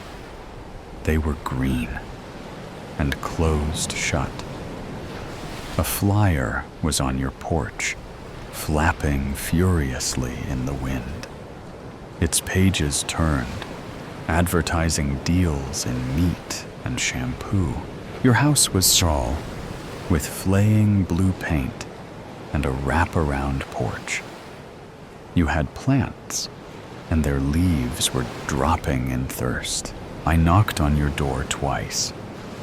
You had one of these old-looking knockers, leaving the smell of iron lingering in my fingernails. I don't know what I expected. A hovel, perhaps, or a burrow hole, but everything looked very human to me. Or maybe it was all an act, and you were living in the garden hut. I circled the house, looking for any signs of life, and found none. Wind chimes were swaying softly in the distance, filling the air with a clicking sound. It sounded like a clock counting down. I knew I shouldn't, and under any other circumstances, I wouldn't. But I pressed my nose to your windows, one by one, hoping for any movement or sound from within. I found myself scanning the air for the smell of your dead body. But then I stopped. Maybe I was giving you too much credit. Maybe it was all an act, and you were all the way to the border by now. Mark had given me the security key. All agency-approved houses had one, even though you never knew. It must have been horrible to know that someone could enter your house at any time. Or at least, that was what Mark had said when I asked him, and then chose not to ask anything more. The door creaked, letting in an arc of sunlight. The first thing I noticed was the mirror on the floor, shards spreading in almost a perfect diameter. The second thing I noticed was the pigeon. It flapped furiously around the couch, leaving talon marks on the fabric. The couch matched the curtains, was the first thought I had. The second one was that it was you. Veronica? I asked, and my voice trembled, because this didn't make sense. And then the pigeon talked, and it was you. Amelia! And the pigeon couldn't cry, but I swear I heard its voice break. Amelia, I can't turn back. I closed the door behind me and reached for the light switch. What do you mean you can't turn back? I can't turn back, you echoed, and flew to the mirror. Your image multiplied in each shard until 3, 4. A flock of pigeons were staring back at me. I don't know why. You paused for a second and hoped from one tiny foot to the other. I can't remember how I look like anymore. Veronica, this is nonsense, I said, because I had to stick to protocol. It was our only chance to avoid control, after all. Have you tried your memory exercises? You have been so diligent with them. The pigeon huffed. You think I don't know that? And something about it startled me to my core. There was this animal, barely reaching up to my ankle. Yet, it was you, the 40-something woman to survive the shifting experiments, turning from a mole to a lion in the blink of an eye, and then back to human again. You had survived the monitors and the testing and the labs, only to be stuck as a pigeon. This was ridiculous. I got to my knees because, frankly, it was embarrassing to have to look down to see you. Veronica, control will be here in less than 6 hours. We need to prove them you are lucid. And most of all, human. Maybe it was because you were less than a foot tall, but your voice was very small all of a sudden. I am perfectly lucid, Amelia. As for human, there was a sound that might have been a laugh. I simply don't know how to be that anymore. Don't say that, I gasped. At least don't say that out loud. There was a long silence. And then, can I trust you? I almost laughed. You could turn into a bear if you wanted. Tear me in half. I broke into your house. I have been monitoring you every single day for the past 5 years. I was trying to beat control in its own game. The wind chime kept ringing. I can help you if you want. I all but ignored your question. I had been nothing but a surveillance camera to you for half a decade. But you have to promise me that you will turn back. Help me how? I can call the agency for you. You can do the speaking. I paused for a second. This is the reason you haven't called, right? Because you don't have, limbs? You can't pick up the phone? I sounded irrational, even to my own ears. Of course, The pigeon couldn't pick up the damn landline. It had no hands. You would do that? I would. But only if you promised to turn back by nightfall. Your voice cracked. I don't know if I can promise that. I don't know how to do that. I don't remember my own face. Nonsense, I called again. I will help you remember your face just fine. And I picked up the landline. Mark was confused, but relieved. Remarked how I had worried for nothing. And maybe I hadn't reached you yet.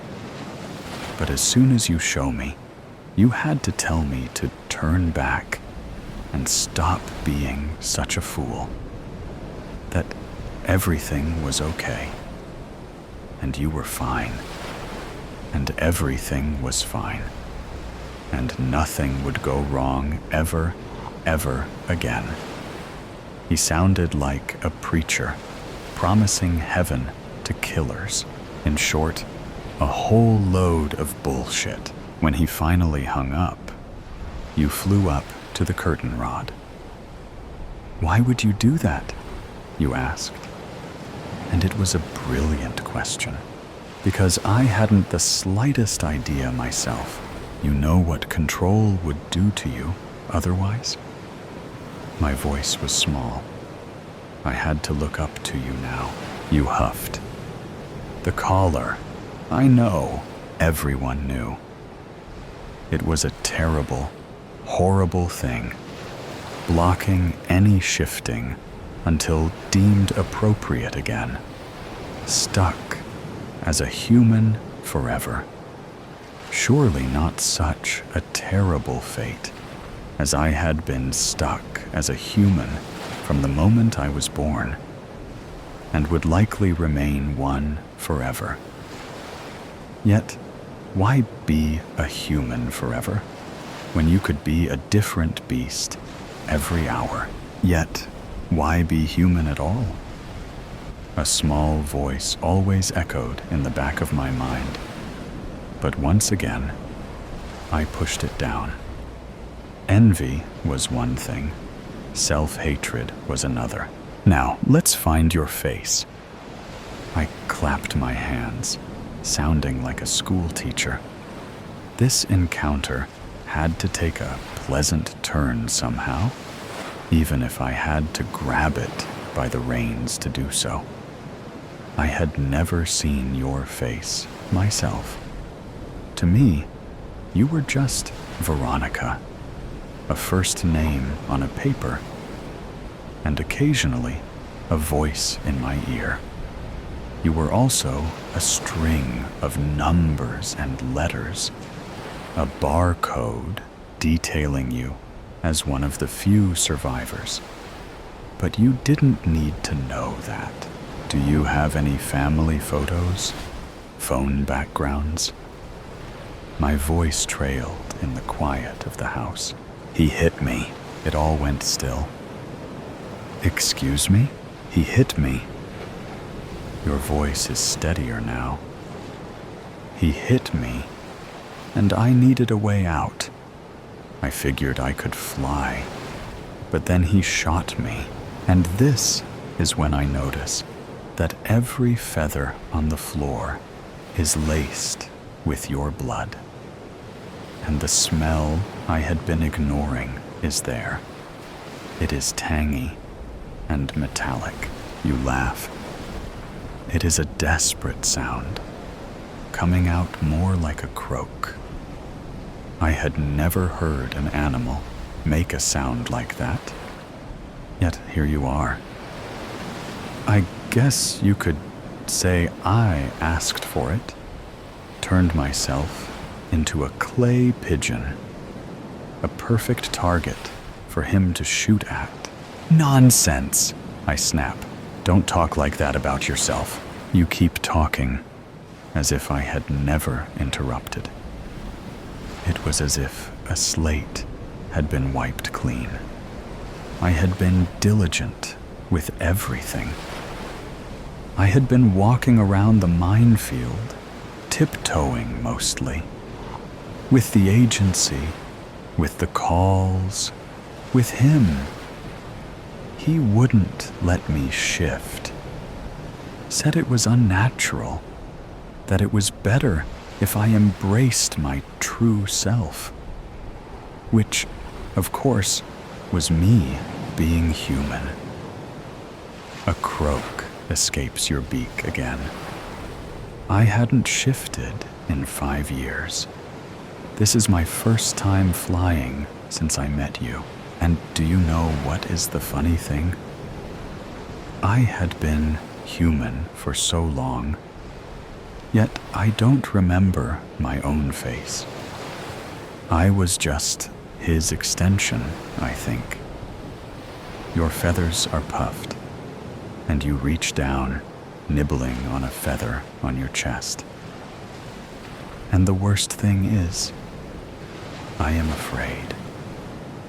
I am afraid to try to shift back again, because then what happens with the gunshot? You are speaking as if I am not there, as if you are addressing an audience of thousands, giving a pragmatic lecture on anatomy. Your voice is devoid of feeling, and I have an overbearing need to reach out to you. What if it pokes open a hole on my chest? What if it cuts off an artery in my leg, and then I need to amputate it? My voice is gentle for once. Let me see, I didn't think you would.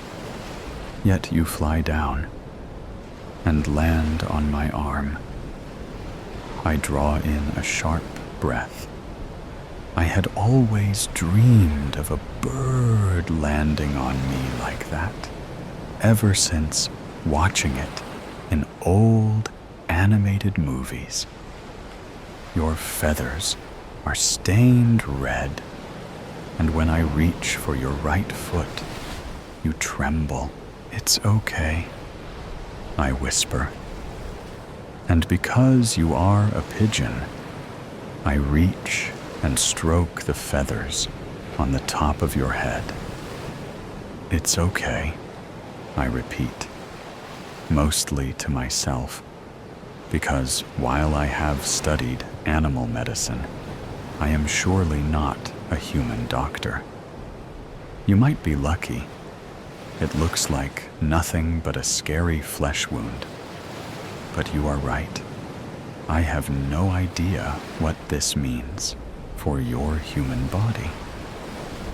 What is your favorite color? I ask, and you angle your head to the side. Orange, I guess, although I never gave it much thought.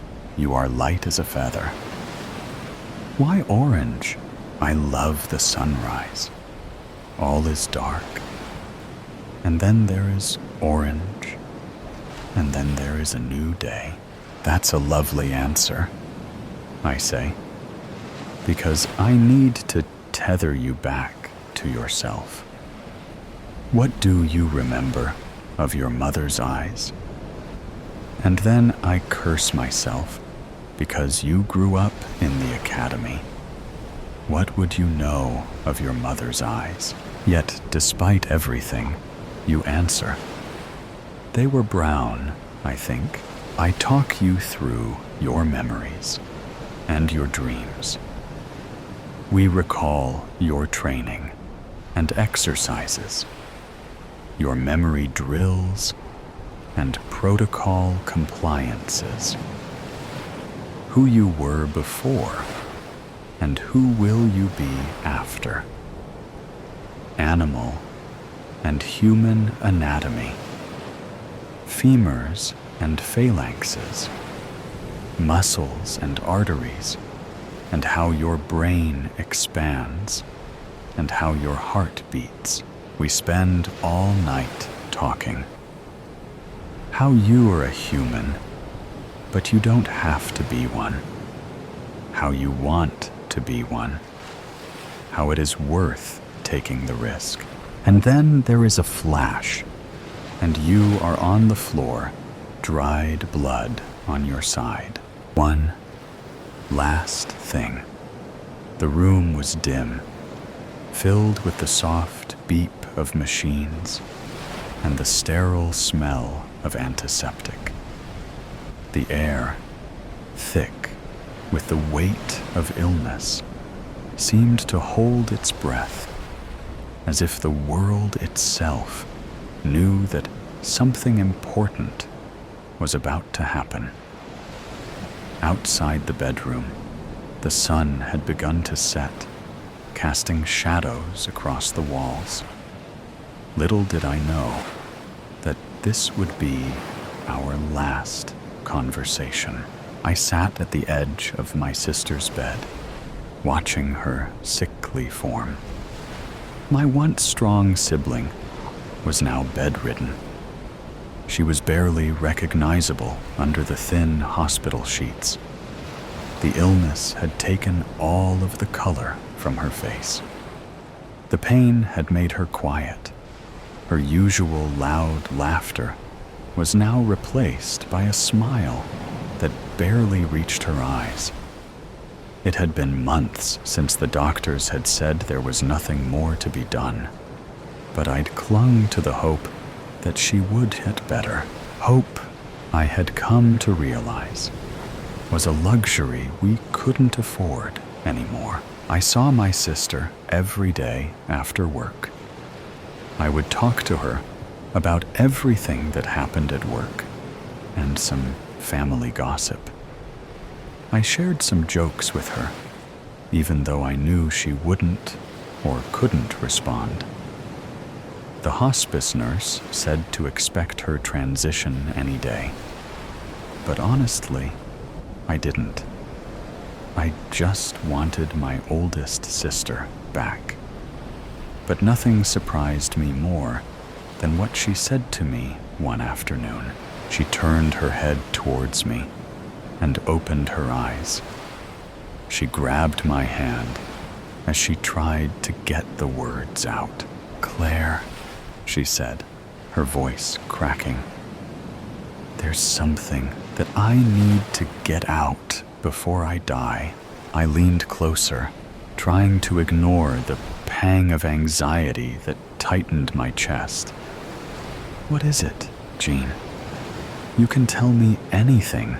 She squeezed my hand, her grip surprisingly firm for someone so weak.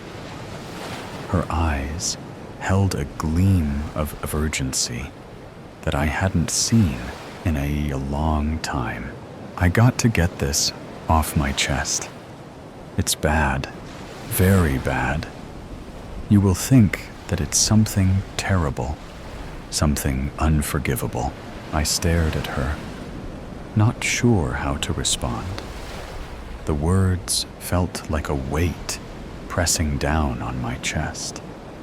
I had always known my sister went through something dramatic when I was away at college. Our parents and grandparents never told me what it was because they wanted me to focus on school. Every time I came home on a break, her and my parents would have this unspoken conversation, and I would feel left out. By the time I graduated, it no longer bothered me, but now she's deciding to tell this secret on her deathbed. "What do you mean?" I asked, my voice barely above a whisper. "What have you done?" She closed her eyes for a moment, as if gathering her thoughts, and when she opened them again, there was a deep sadness in her gaze. "It's about our stepfather.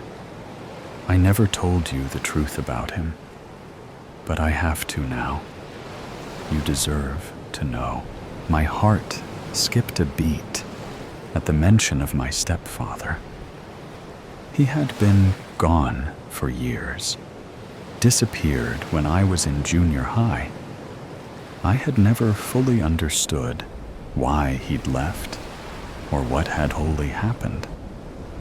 My mother had always been vague on the subject, speaking of him only in passing, and whenever I pressed for details, she would change the subject or tell me it wasn't important. But now, my sister is getting ready to tell me what happened to him and why everyone stopped talking about him. And it was big. I leaned in, my voice trembling as I asked, "What did you do?" Her eyes darkened, the weight of her words almost too much to bear. I was into some things that Mom didn't like. One night, Iz got high with my boyfriend. We were at the park smoking in his car. Mom was upset that I missed curfew. She sent our stepdad to look for me. When he caught up with us, we were naked in the car. He was so made that he broke the window with his fists. My boyfriend and him got into a fight. He kept hitting Lance even after he stopped moving. So I took the flashlight out the back seat and hit our stepdad on the back of his head. But the thing is that I didn't stop until I saw blood dripping from his head. It was almost like I was having an out-of-body experience. My boyfriend woke up and saw the mess. He wanted to hide the body, and I helped him. I helped him cover it up, and I'm not proud of it. I thought I could escape it, that I could bury it, but it's always been there, eating away at me. Now I can't take it with me. My stomach twisted into knots. You're telling me that you and Lance murdered our stepdad? She hesitated. Yes. Then we drove to the bridge and dumped his body in the river. The words hit me like a physical blow. In the river, I repeated. Her face crumpled. Yes. And when I got home, I told Mom that he saw me naked and tried to kiss me. She was beside herself, crying for days. Grandma came over to comfort her, while Grandpa packed up all his things. His body was found weeks later, and there were no suspects. I really tried to forget. I told myself it was just an accident. It wasn't my fault, and that I had no choice. But I did, Claire. I had a choice. I could have done things differently. I could have gone to the police. But I didn't. I sat back, feeling as if the floor had dropped out from under me. A cold numbness spread through my veins. For a moment, I couldn't breathe. The room seemed to spin. The stepfather I had spent my whole life wondering about was killed by my sister. But why are you telling me this now? I managed to ask, my voice hoarse with emotion. Why after all this time? You could have kept this secret forever. Her grip on my hand tightened. Because I can't take it with me. I don't deserve forgiveness. I don't want you to carry this burden. You need to know the truth so you can decide what to do with it. So you can make your own choices. I swallowed hard, my mind racing.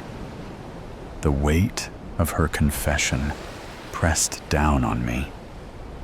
My sister had kept this secret for decades, burying it deep inside her. And now, with her life nearing its end, she was leaving me with it. A secret too big, too dangerous to keep. A secret that could destroy everything I thought I knew about my family. The machines in the room beeped in time with her slow, labored breaths. I watched her, this woman who had once been my best friend, now reduced to a shell of the person she had been. And in that moment, I realized something. I wasn't just deciding whether to reveal a secret. I was deciding what kind of person I wanted to be. In the end, I didn't know if I would ever be able to reveal the truth to the world. But for now, the secret is staying with me. Ambition. Arms up, the man said. A smile touched my lips, and I did as I was told. I knew that I'd fucked up. There was no denying it. This meeting was a formality, not a death sentence. I lifted my arms lightly above my head. My suit coat hung along my shoulders like torn-back sails.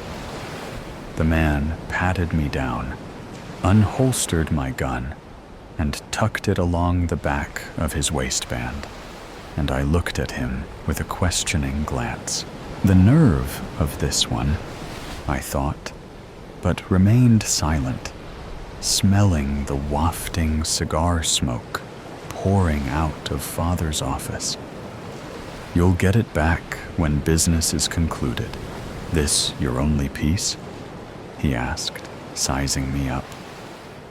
I nodded and tucked in my shirt along the waist again, shimmied my pants into a better position.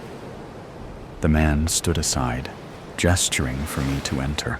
My hand wrapped around the brass doorknob, and the thick wood creaked inward. And all at once, the smell of Father's cigars hit me harder than a ton of bricks. My eyes watered.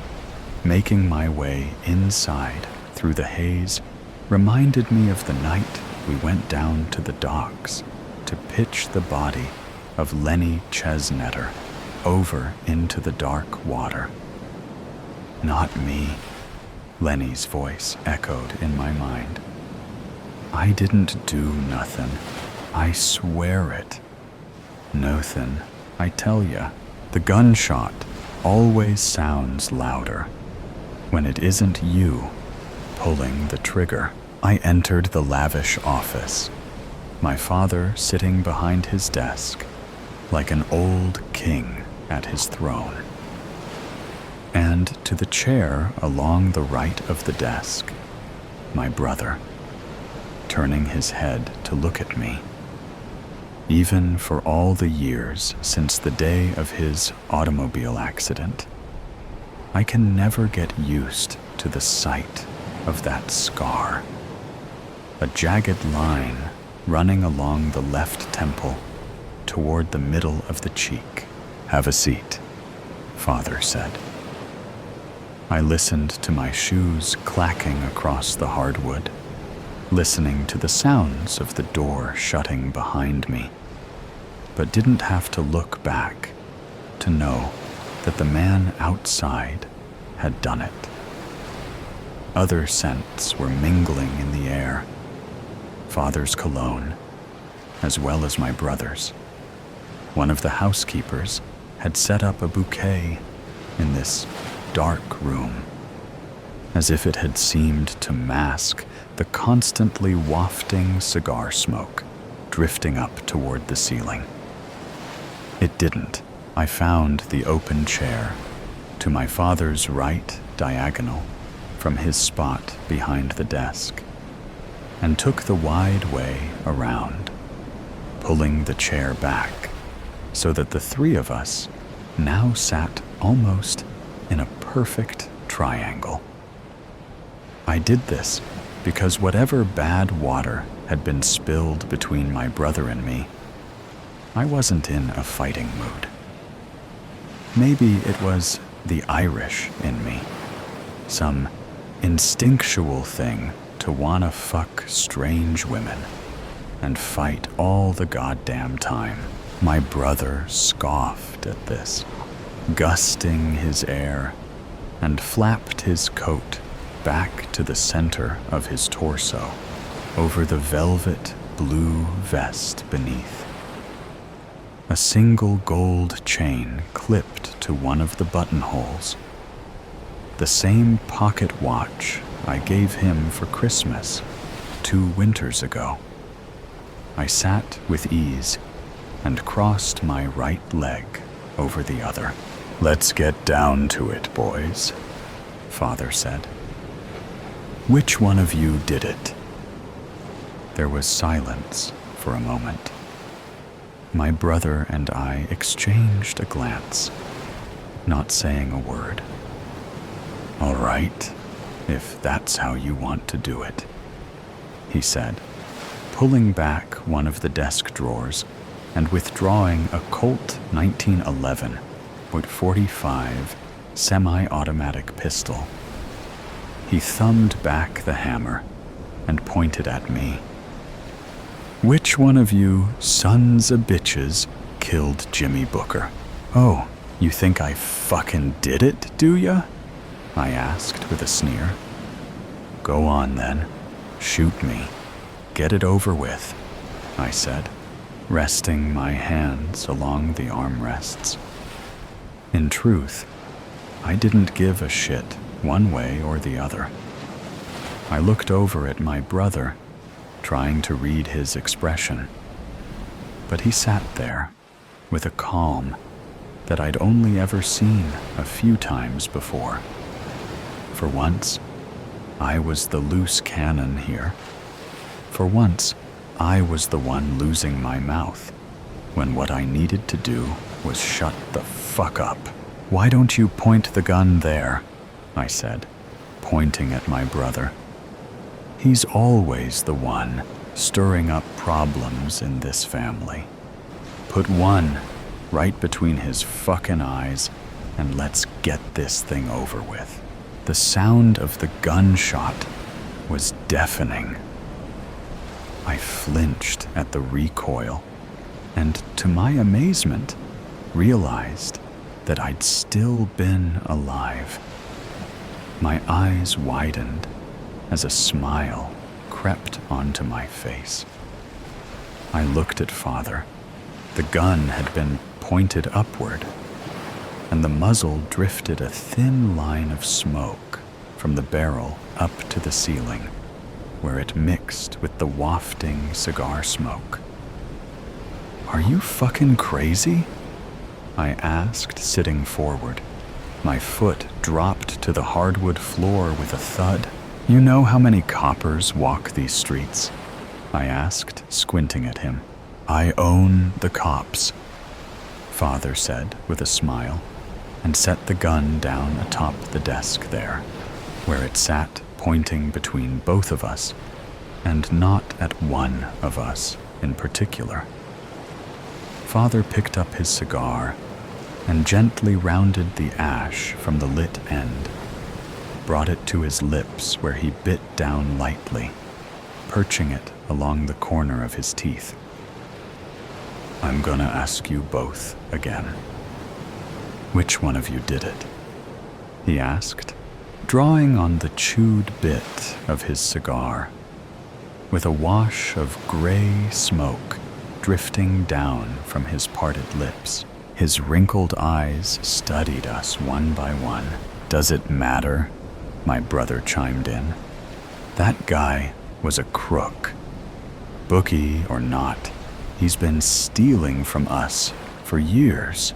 "Not us," he said, from me. And I know that he's been doing it. But what both of you don't know is that Jimmy Booker has been fixing bets for the better part of the last 2 decades. It was only a matter of time before we took the hammers to his kneecaps. But I would have let him live. You smug prick.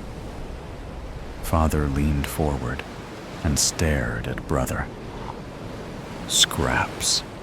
That's what he took from me. Scraps. Like a dog. And one of you 2 numbskulls whacked him before I could set him down and get the truth out of him good and proper. Father sat back. Besides, nobody gets snuffed out in this town without my saying so. Not even my dumb fuck, petulant rat children, prancing around like they're doing the Lord's work. Is that what you thought you were doing? The Lord's work?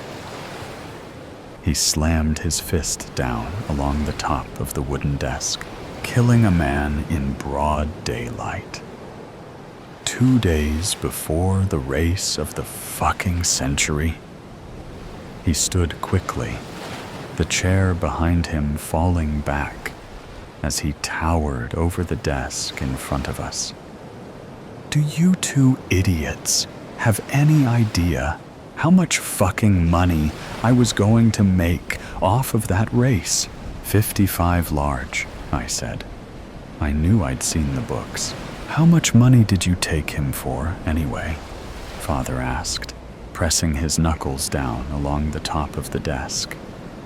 How much money did you recover from Jimmy's safe? All of it, I said. How much? He asked again. His pupils were so large that you couldn't see the blues there anymore. Only the blackened coals for eyes where color had once been. We're wasting time, my brother said absently. He had begun running his fingers along the scar across the left temple beside his eye. He did this, of course, an old gambling tell of his, when he bluffed.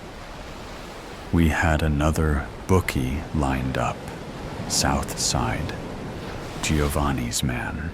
My father was stunned into silence.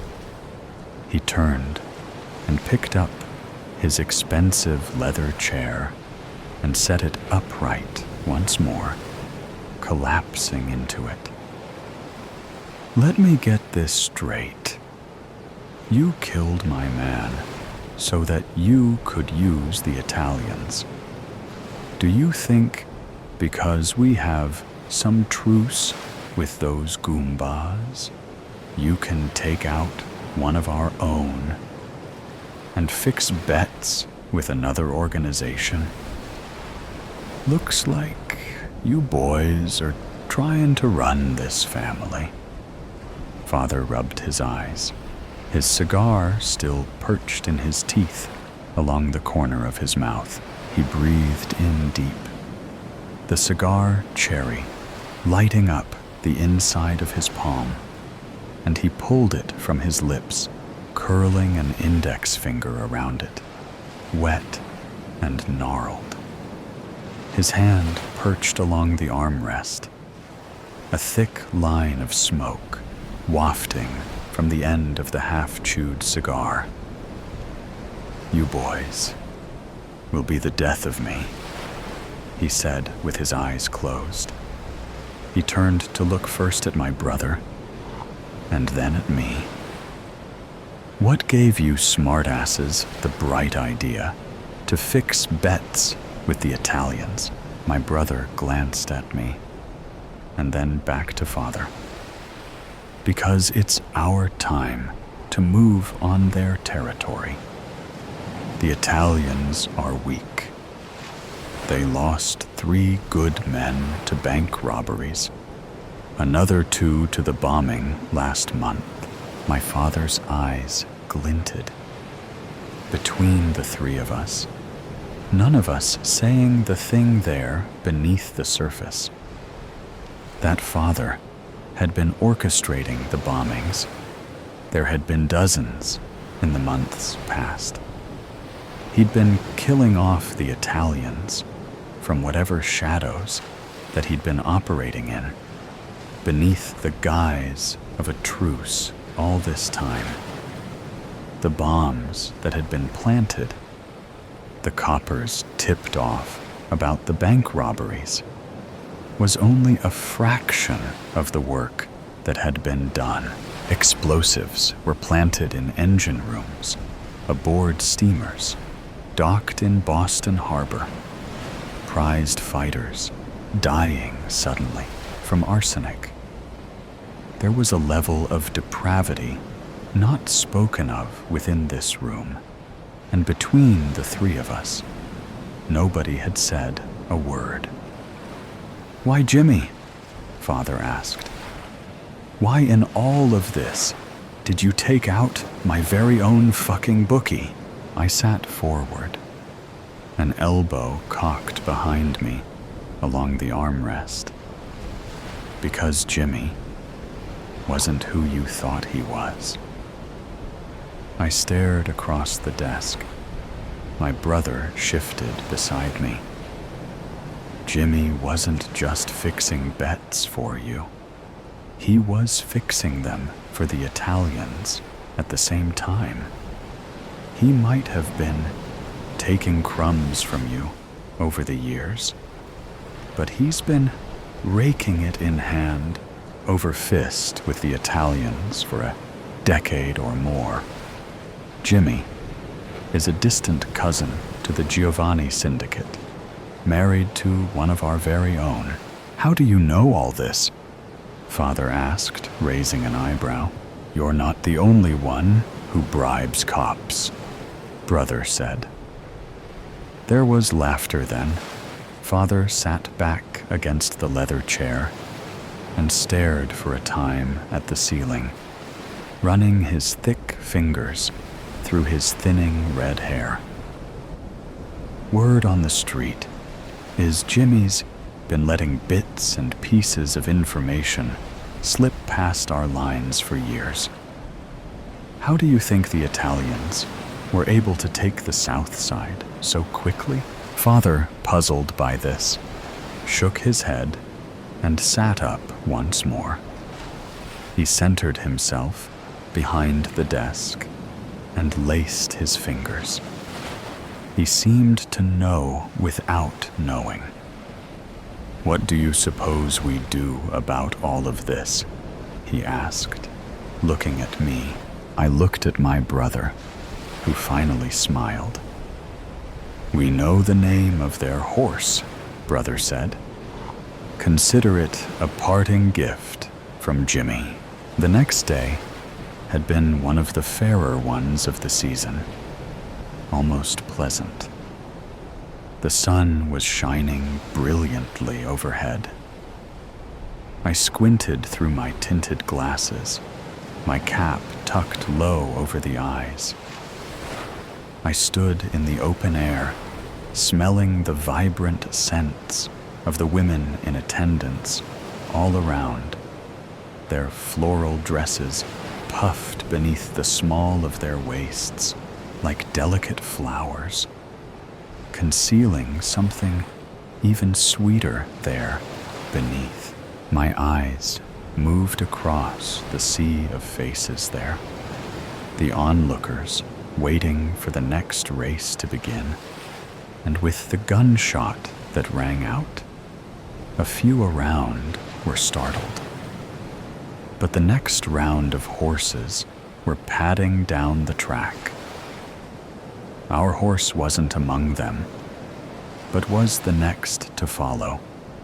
So I had little interest in this race, except for the equestrian appeal of horses galloping along their curved track, with each of their jockeys whipping their hindquarters in feverish gait. The crowd erupted into cheers and applause. The leader among them, a tan beauty with a red-jacketed jockey standing above and hunched over the bobbing head of the horse that he rode. They crossed the finish line, the crowd erupting into feverish applause. "Ours is next," my brother said beside me. All was taken care of. I needn't bother with going over the morning's events, as I'd known well into the mid-afternoon what had transpired.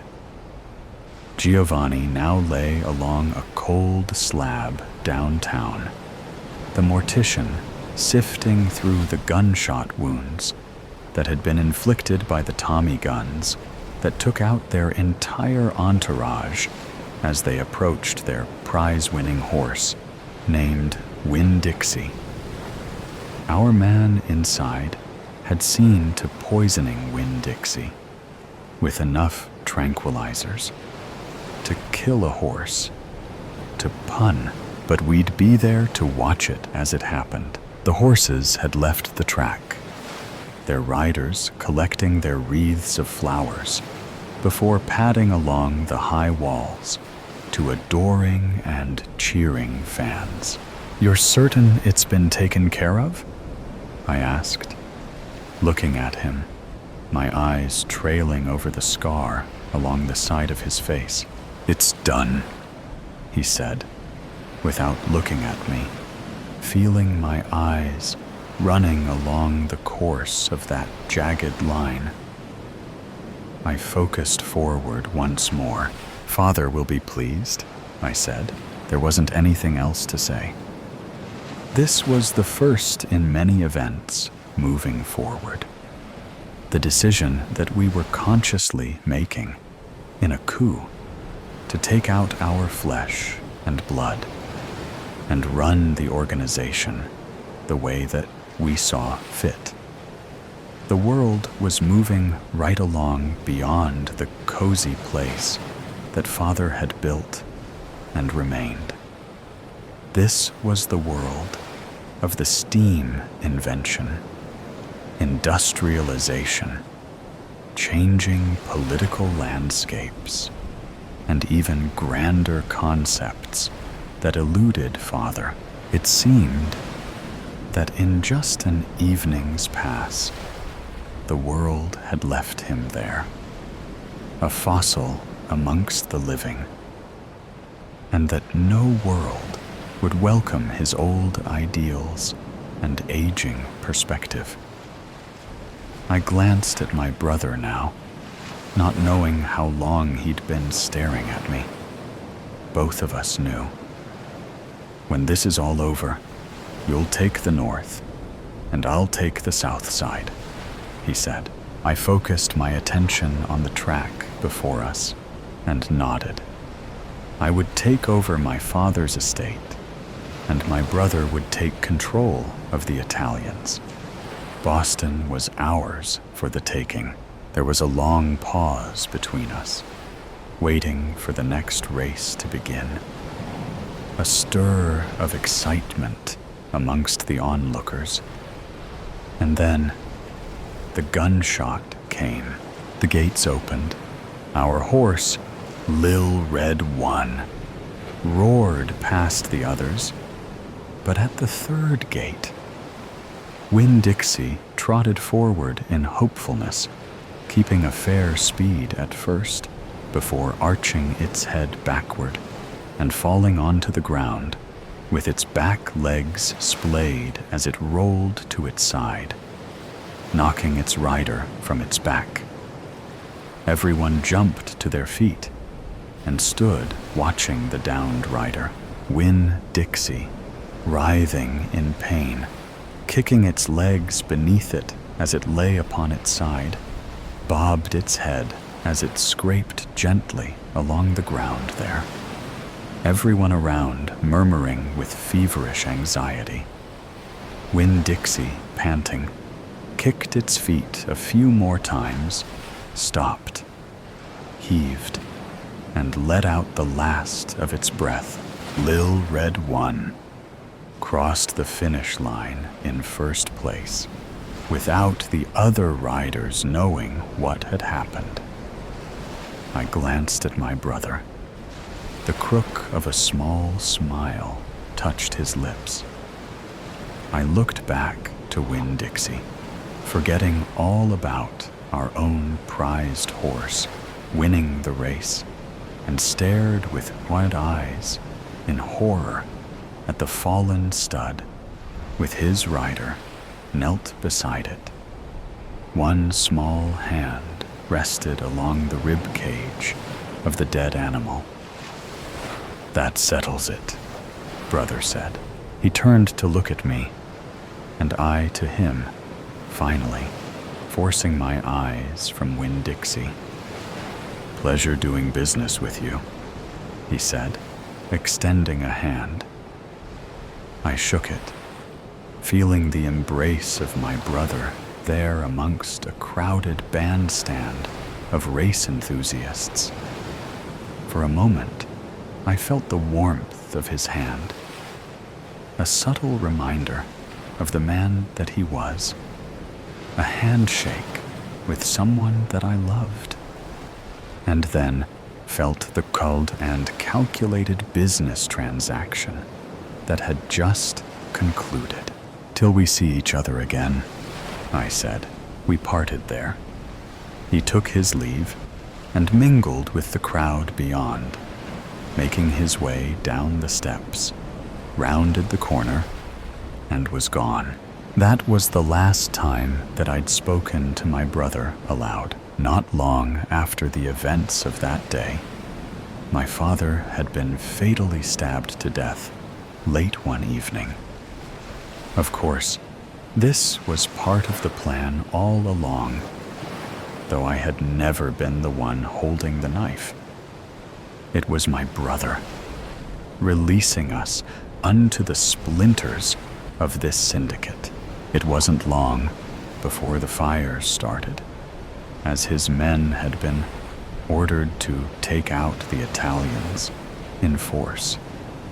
The gunshots, for a time, had been frequent and unrelenting, often in broad daylight, but skirmishes clamored through the nights in those early days.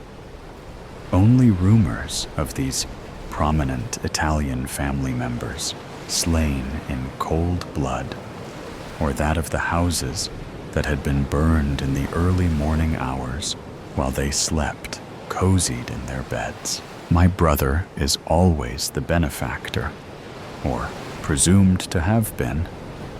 As I sat in father's study, swirling a brandy, I'd not had the slightest care. My brother, unbeknownst to him, had been working for me all along, doing the dirty work with blood-stained hands, as the plans that I'd set into motion had finally come to pass. "Cheers," I said, raising a toast, "the inheritance." "Christ," Beck snapped, giving a start. Before her stood a tall man in a butler's suit. His lips curled, and he lifted a sardonic brow as he gave a small, mocking bow. Her eyes moved from his oddly fat feet up his short, sturdy legs, where the tail of his coat hung below his knees, and moved back and forth in the slight breeze. His hips were narrow, but his long body widened into a thick paunch. Then his chinless head squatted on shoulders, no wider than his girth. His long, thin nose occupied his face. "You frightened the bejesus out of me. Who the hell are you?"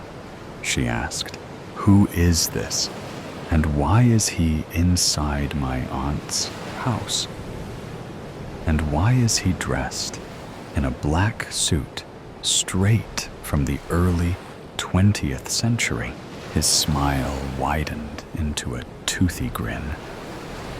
Falstaff, the butler, at your service, ma'am. His hooded eyes blinked slowly, and he bowed again. The man was repulsive to look at, but Beck was drawn into the dark depths of his strange eyes.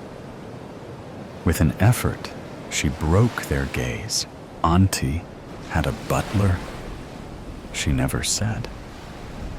Over the years, Beck had kept in contact via letters. Aunt Bess didn't own a computer, and now Auntie was gone, presumed dead. That's what the police said.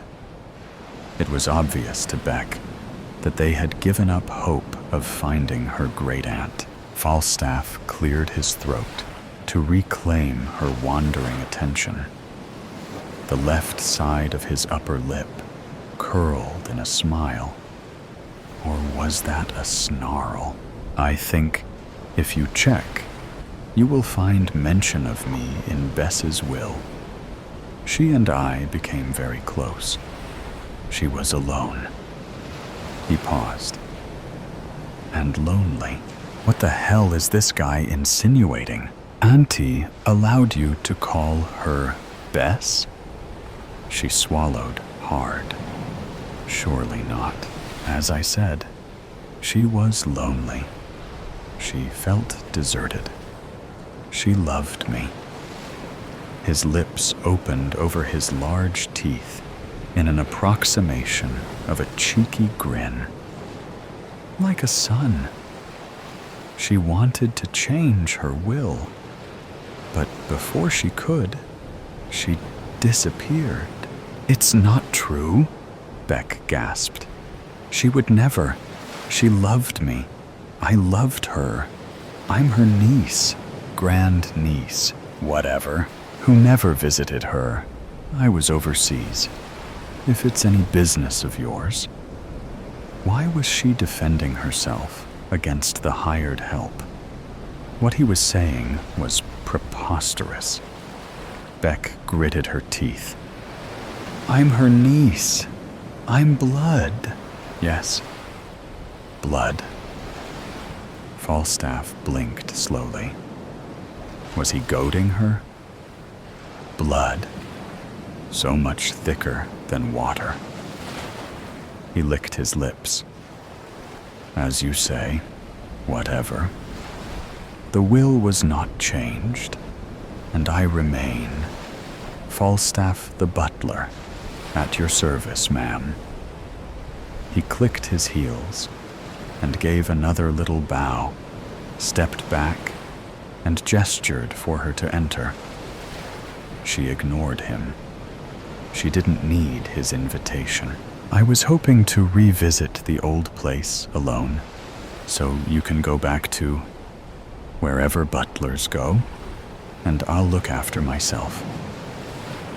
A wry smile tugged at her mouth.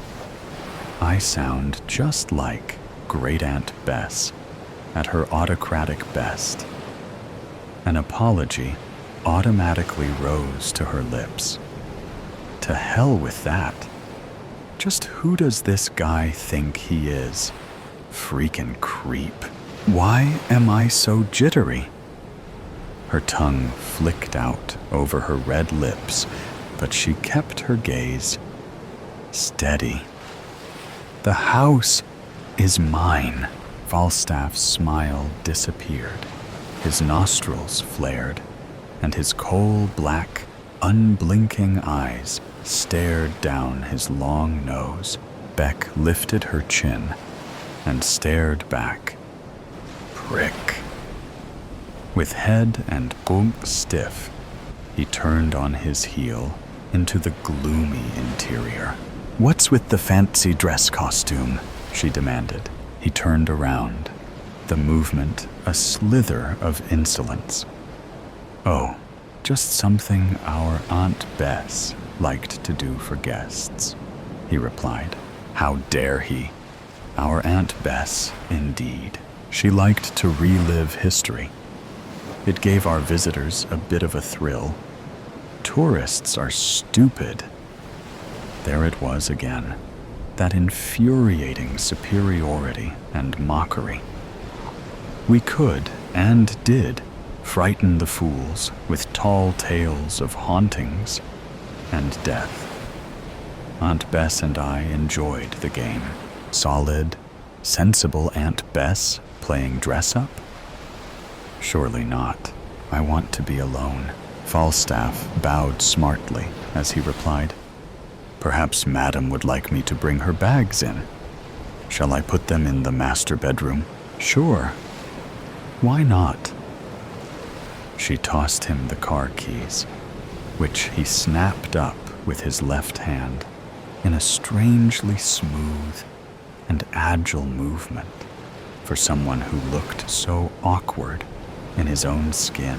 He moved forward. She backpedaled as he passed, surprised and confused by a fleeting apprehension. Shaking herself, she stepped onto the black and white marble tiles of the foyer. Automatically, her hand reached to the right and flicked the switch. The brassy brightness of electric light pushed the shadows back. The old Dutch lamp still hung above the entrance, but an ugly black cord snaked through the decorative fretwork and into the base where it connected to a bulb, instead of the genteel neglect of her memory.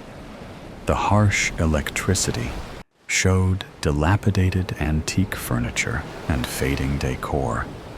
She threw her red bag onto the armchair, making a bloody splash against the faded green velvet.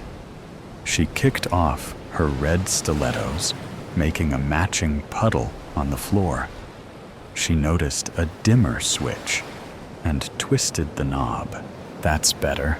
A smile curved Beck's mouth as she gazed around.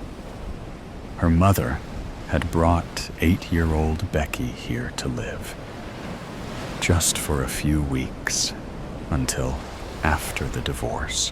Becky ended up staying for 36 months, during which, under the generous care of her forthright great-aunt, she blossomed.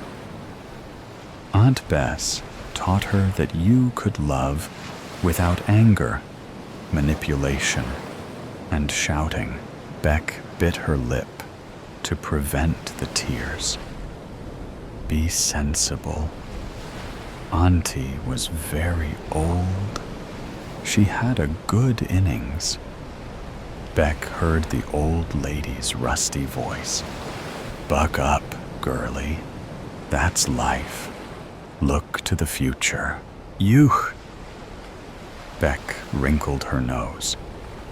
What was that disagreeable, swampy smell? She spun slowly around. A veil of dust made everything appear out of focus. Hang on. I thought that guy said he was the butler. Why is everything so dusty? Moving further down the hall, she said aloud, "Lazy bastard. He is so gone when I get settled." Thud, thump, thud, thump, thud, thump. Beck froze, heart pulsing painfully in her throat. She turned and saw the butler's legs disappear around the curve of the stairwell. Had he heard her? Too bad. Perhaps it will improve his attitude. His tread thudded resentfully into the dusty carpet as the back corner of the valise thumped the stair. Thud, thump. Beck laughed and returned to exploring her surroundings. Bet the bossy old broad's turning in her grave, she murmured, running a well-manicured finger tipped in blood over the arm of the settee. A photograph of the fabulous old Tartar, looking her imperious best, glared down at Beck from high on the wall. She always appeared fearsome until you got to know her, Beck thought with affection. She squinted at the picture in the golden gloom. Good grief, it could be me, she thought. The Aunt Bess in the picture was younger than when Beck knew her. Straight-backed, strong and indomitable in her khaki riding habit. She held a rifle over her left shoulder and rested one leather-booted foot on the head of a dead lion. I was so happy here, Beck said, addressing the portrait. I did love you, you know. I'm so sorry if you felt I neglected you. She swallowed back her tears. Where did you disappear to, Auntie? I'll find you, I promise, or die trying. Her eyes moved down the hall. Instead of snarling from the wall by the side of the photo, a once beautiful lion's head stared up at the ceiling from atop a glass-fronted credenza. Just another tattered remnant of the past. Fierce eyes, now dull with dusty cataracts. Its roar inaudible.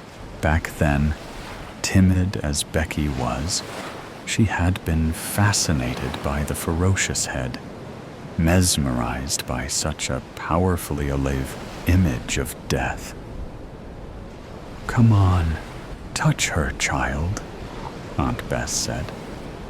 I killed her myself while Gunter and I were on safari. Must be 15 years ago. She won't bite, I promise. Her great-aunt placed Becky's small hand on the coarse, furry head. Oh, Becky breathed. A real lioness. Magnificent, isn't she? Aunt Bess's stern face lit up, and her smoky laughter boomed through the house. To the left of the credenza stood the same hall table Beck remembered from her childhood, topped by the same glass tank containing the same dead reptiles. A baby crocodile and two stumpy-tailed blue-tongue lizards still lurked in the semi-dark. At 8, she had no knowledge of anything other than the small, untidy city unit where she and her parents lived. How exciting this strange house had seemed to her. What wonders it held. What are they? Becky asked. Her great-aunt took some pains with her explanations, enjoying the chance to educate. Becky's attention wandered as her eyes explored the other photos and memorabilia on the walls. Come with me. Aunt Bess grabbed the little girl's hand and led her to a door hidden behind the staircase. Open it, she commanded. Becky looked up. Go ahead, her aunt encouraged, her eyes promising excitement and adventure. Becky's hand turned the large metal knob and pulled the door's heaviness wide. They descended into the cool cellar. Along with the root vegetables and pantry shelves loaded with preserves and pickles, stood a long glass case containing an enormous saltwater crocodile, caught mid-snap. That's the croc that got my Gunter. I plugged the bastard right between the eyes, I did, Auntie said. Too late to save Gunter, though. She paused. In the end, I couldn't bear to have the horrid creature on display upstairs. But neither can I get rid of him. He is my last contact with my darling Gunther. They are one. The creature was repulsively fascinating.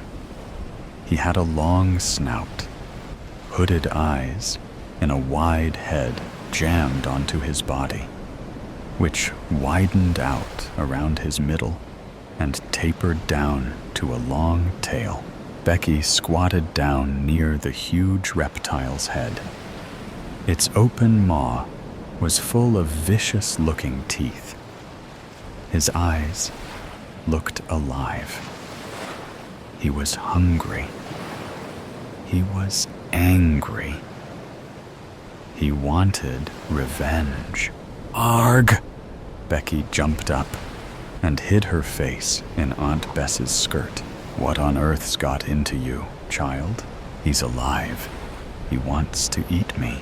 Her aunt wrapped her in a warm embrace and gave a laugh. You silly goose.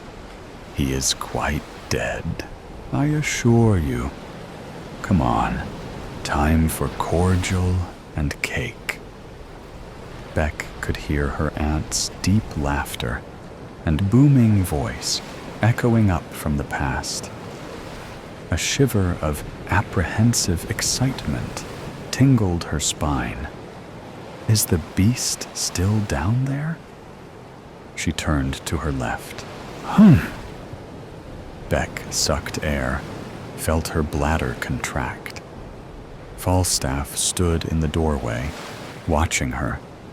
He raised his eyebrows in benign inquiry. She ignored him. The cellar door opened easily this time. She flicked on the light. A single bare bulb dangling from the cobwebbed ceiling struggled to throw off the gloom. It moved in the slight breeze, creating weird, moving shadows. Musty air spiraled up to her, redolent with memories. The rough, strong feel of Aunt Bess's hand, the smell of earthy vegetables, the sharpness of pickling vinegar, and the sight of that amazing creature, so dangerous, so dead. With a dry mouth, Beck ducked her head and thudded down the dusty, wooden stairs. The glass case was empty. The lid hung to one side. The outline of the creature was clear in the dust, as though he had only recently vacated his glass coffin. Where had he gone? Beck's nostrils flared, assailed by a fetid, swampy miasma. She searched the shadows, half expecting to find the reptile hiding in their depths. Idiot, she mocked herself. A noise rustled behind her. She swung to face the stairs. A shadow stepped forward. Jesus, Falstaff. She clenched her hands and spoke through her teeth. You nearly gave me a heart attack. I am sorry I startled you. Falstaff's oily obsequiousness belied the glint in his dark orbs. He gave a snort, showed his teeth. Beck stared into the reptilian black of his expressionless, hooded eyes. Her pupils dilated. She found herself unable to move, unable to think. He stepped closer, brought up his hand. Cool leather caressed her face. The cobwebbed light flickered, giving his movements a jerky, surreal effect. She smelled the earthy, overpowering maleness of him. Her senses reeled. Time held its breath. What you want? Beck forced the words from her constricted throat. Just you. he grunted. My Becky. She moved her head from side to side. No, you've always known. You, the last remnant of Bess, Falstaff hissed. He lifted his other hand, placed it at the base of her throat, where her carotid pounded irregularly. His grip tightened. Goose flesh prickled Beck's spine. Her heart fluttered in its bony cage. She couldn't withdraw her gaze, couldn't move. He brought ice-cold lips down. His fetid breath entered her lungs. The flickering light snapped off. Search, and you might find. Search, and you might find. I am an independent journalist, living in a world of news spilling out at an unprecedented rate in the history of mankind. Much of it was false, without any factual evidence. Lies and untruths seemed to be the norm. Each morning, when I opened my computer or picked up the mail, it took a good hour to sort through the garbage. Today, I had a pleasant surprise. An invitation from an old friend to spend a quiet weekend in his country manor. It was about 2 years ago since I last saw him at Penelope's wedding. We had a bet their marriage would not last 5 years. As far as I knew, she was still married. But she remained a very demanding woman. At the university, I had been a very close friend of George Webster. He was now Sir Webster, a member of Parliament. He was a pleasant chap with a head of white hair and a round, chubby face with distinctive blue eyes. He had a corpulent body, no doubt, from hearty meals and plenty of drinking. His wife was quite the opposite, with a slender profile and reddish hair arranged like a beehive on the top of her head. She had a wicked sense of humor and was always enjoyable company. I was looking forward to a quiet weekend in the country. I arrived an hour before dinner to face a manor built 200 years ago. George inherited it from his parents. I remember the parties here when we were students at the university.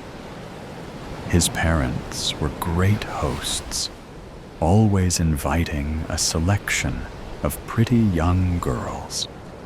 I believe they wanted to make sure George meets the young people they approved of.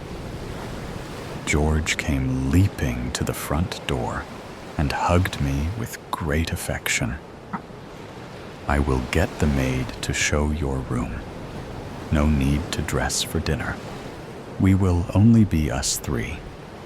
Come down to the drawing room in half an hour for cocktails. While George handed me a whiskey, I warmly embarrassed his wife. Nothing had changed.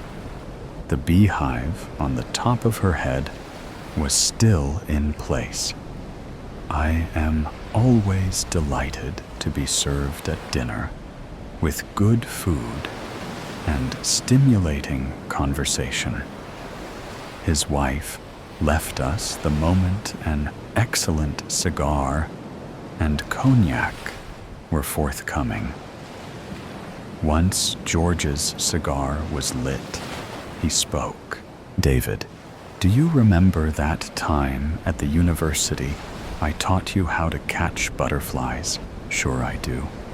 Why are you still an ardent collector and improving your collection? If I remember correctly, you were obsessed with butterflies. Bring your cognac and come with me. I want to show you something." We went down a small passage. At the end was a locked door. George took a key from his pocket, opened the door, and switched on a series of overhead spotlights. I have never seen such a beautiful show of hundreds of butterflies with their vibrant and delicate colors. The room was about 26 square meters, with waist-high side oak cabinets surrounding all the 3 walls. The upper 3 walls were covered with 3 large frames of magnificent pinned butterflies. I could see each frame was labeled with the title of 3 continents: the Americas, Europe, and Africa. I stood there, bewildered, completely stunted by the beauty of the room. As I walked in, I noticed a large, comfortable couch in the middle of the room. It was unusual in that it had 2 sides, allowing one to change their position in order to view all sides of the room. In front of each side of the couch was a coffee table. I turned around to view the wall in which the door was positioned. The wall was covered with a wall-to-wall library. George suggested we should sit down. As you notice, I specialize in rare butterflies from 3 land masses. You will notice there is a gape of 2 butterflies in the Americas display. 1 the European and 2 on the African. Under each butterfly, I always mark the date and place it was found. According to my book collection and extensive research, these butterflies represent extremely rare spies. I like to think it is one of the world's greatest collections, representing hundreds of hours of travel and research. To be complete, I need to fill in the 5 missing specimens. George, it is totally amazing. The display of these remarkably beautiful creatures makes one feel belittled when compared with the creations of nature. What's in the drawers below? More butterflies that I thought were interesting on my travels, searching for that rare specimen, as I am known throughout the world as a collector. I have a network of people that inform me that they have seen a rare butterfly. The world has many well-informed amateurs interested in these creatures. In fact, last week, I had a call from a friend in Zimbabwe saying that a flame-bordered carex had been sighted near Victoria Falls. This is one of the extremely rare butterflies I am missing in my collection. Unfortunately, at this time, I cannot leave for Victoria Falls. David, do you want a free 2-week holiday in Zimbabwe? I don't understand. So, well, you could go and spend a few days looking for this rare butterfly. I know you are very careful in netting butterflies without damaging them. The whole trip would be my expense. Supposing I did net this rare butterfly, how would I get it out of the country? No doubt these creators are protected by strict export laws. You are right, and collectors like me have to be very careful. In the case of Zimbabwe, I would ask you to deliver the specimen to a friend in the capital, Harare. He will then carefully pin it into an old collection of common butterflies that Victorian families love to collect and frame. He will then ship it out to a London antique dealer.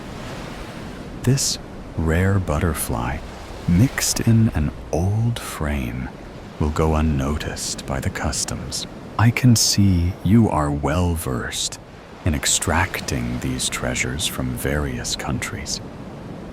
I have never been to Victoria Falls. They say it is one of the world's spectacular sights. If I agree to go, would there be somebody there to meet me? Yes, my contact would meet you at Victoria's airport and take you to your hotel. He will be your guide the whole trip. I suggest you spend 2 days as a tourist, and then the next 8 days exploring the forest where the butterfly was sighted. If not found in 8 days, take the plane back home. If you, by a miracle, manage to capture it, I ask you to fly to Harare and give it to my friend there. At this point, I recommend you fly home from there. If an overnight stay is required in the capital, my friend will arrange it. These trips are always a gamble, but to add this butterfly to my collection, it is worth the cost of the gamble.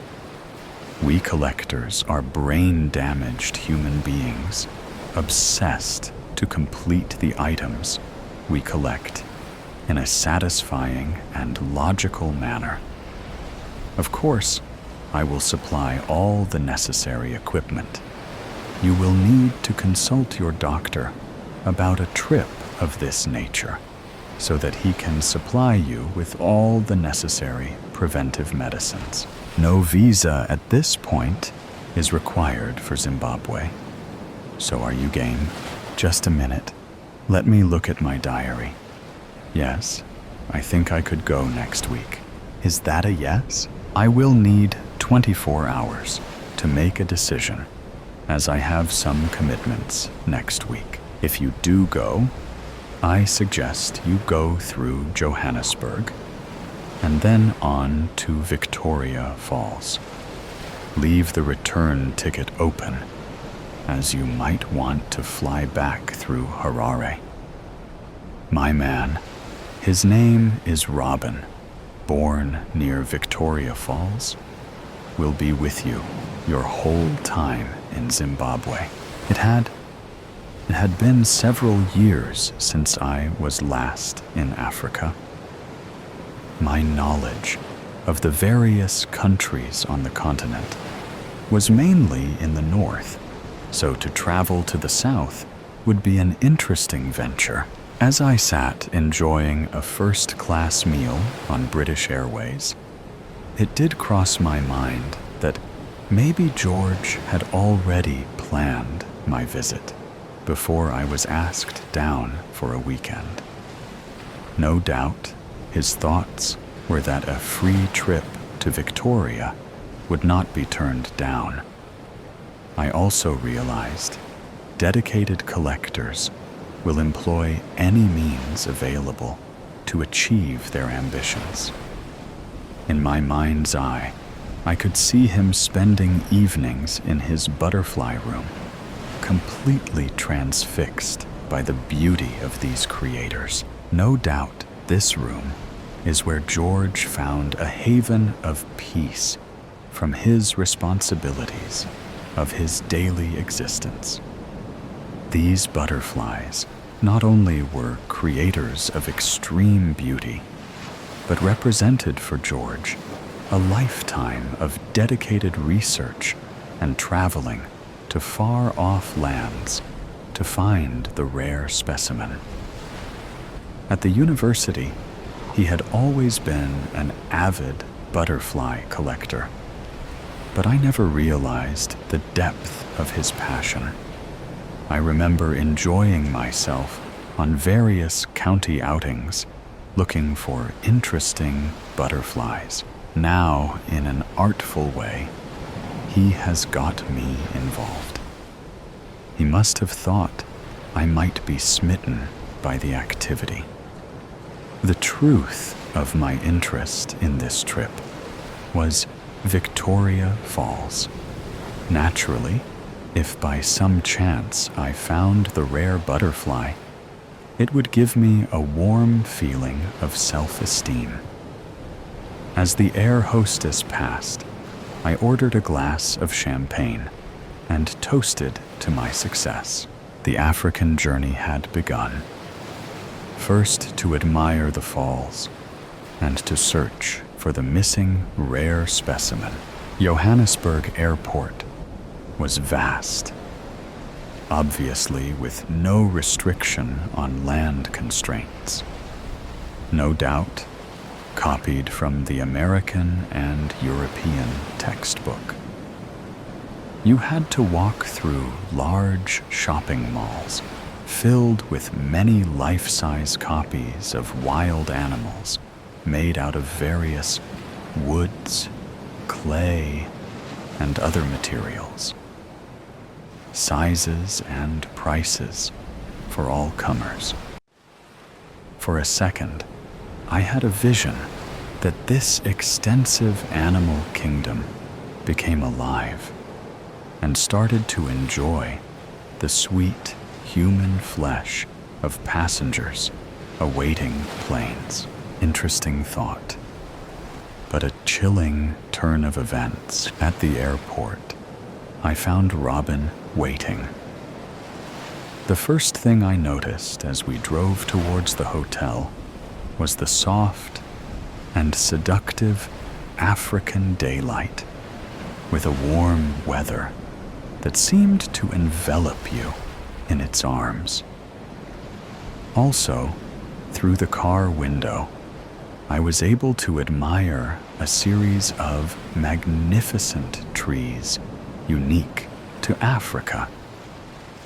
About 10 kilometers from Victoria Falls, we turned up a small country road to the hotel. There, I found a little patch of paradise. It corresponded to the photographs shown on the internet. Only 16 bungalows that stretched from a central lodge. I was curious to see the rooms that were described as about 150 square meters with bath and showing facilities. Lounging space with a king-sized bed area protected by a mosquito net. The first time I experienced sleeping under a mosquito net was in Barbados years ago. In those days, it just hung over the bed and needed pulling down. Of course, I was unaware of this procedure. The next morning, I had just one big mosquito bite. Funny how certain circumstances, you quickly learn to use things properly. Back to the hotel, the entrance hall and lounges were decorated to an ambiance of yesteryear. Spacious, elegant, and tasteful. The smiling staff treated me as if I had just come home after a trip up country. I had a vision of wearing riding boots, putting my feet up, and asking someone to pull them off. Before I was taken to my room, we sat down with a cup of tea. George's man, Robin, explained why I was here to take photos of butterflies for a London magazine. Before the shooting commenced, we would take 2 days to see the falls. While drinking our tea, the hotel's hostess kindly explained that to walk the length of the falls is a 2.4 miles walk with several stops to admire the view. Also, to dry out from the spray, and mist generated by the falls. As it was the rainy season, the falls would be near their maximum flow of 2,800 cubic meters of water per second, as opposed to 300 metric cubes in the dry season. We decided to visit on the first 2 mornings. Now to the room. As we entered, I had the feeling of being introduced to Zimbabwe under British rule. This was the state of play. Everything and everybody has their place. I walked through the room to the balcony at the far end, noticing on my way a bar full of all the drinks imaginable. I opened the glass screen windows to experience the Africa of one's dreams. It was a small valley running down to a waterhole. I quickly realized the hotel was on a slight rise, protecting it from the multitude of animals slowly grazing their way to water. One could not ask for a more idyllic view. I was to spend a few hours on this balcony, just observing the animal kingdom going about their daily lives. The room was delightful and serviced with all the facilities to make your stay a pleasing memory. I had a bizarre feeling that for the privileged, Africa must have been a very pleasant place. The next morning, heralded by a dawning sun, breakfast on the terrace with interesting choices of food. Robin drove me to see the falls. 20 minutes drive, we were in the Victoria Falls, parking after being heralded by African folks dancing at the gate. Armed with waterproof capes, we set off towards the falls. The first encounter was the noise, the next the spry, and then through the trees we saw the watershed. It is a sight so awesome, it literally took your breath away. The beauty, the palm hour, and the light and mist reflected from the cascade of water is frightening. I was inspired to write a poem in acknowledgement of its beauty. I knew a magazine in London that might be interested in publishing it. The Falls, Victoria, Zimbabwe. On the horizon, across those vast lands, I saw a wispy sight of mist raising for the earth. No apparent panic from the wildlife. A fire, it is not. The nearer I get, a rainbow arching is beauty skywards. Then I heard the rumbling sound like thunder. There, covered in spay, is a mystery and magic that unfolds. Gigantic, awesome water falls from majestic heights, falls in torrents of spectacular proportions, careers deep into the river below. The beauty of the falls is in its majestic power, a never-ending cascade of turbulent water. This power dominates your mind and soul. Torrents of water flow through your veins. You are left exhausted and on occasions wet from the spray. One feels very small, experiencing nature's magnificence. The original explorers never saw the falls from the air. The mighty river in its majesty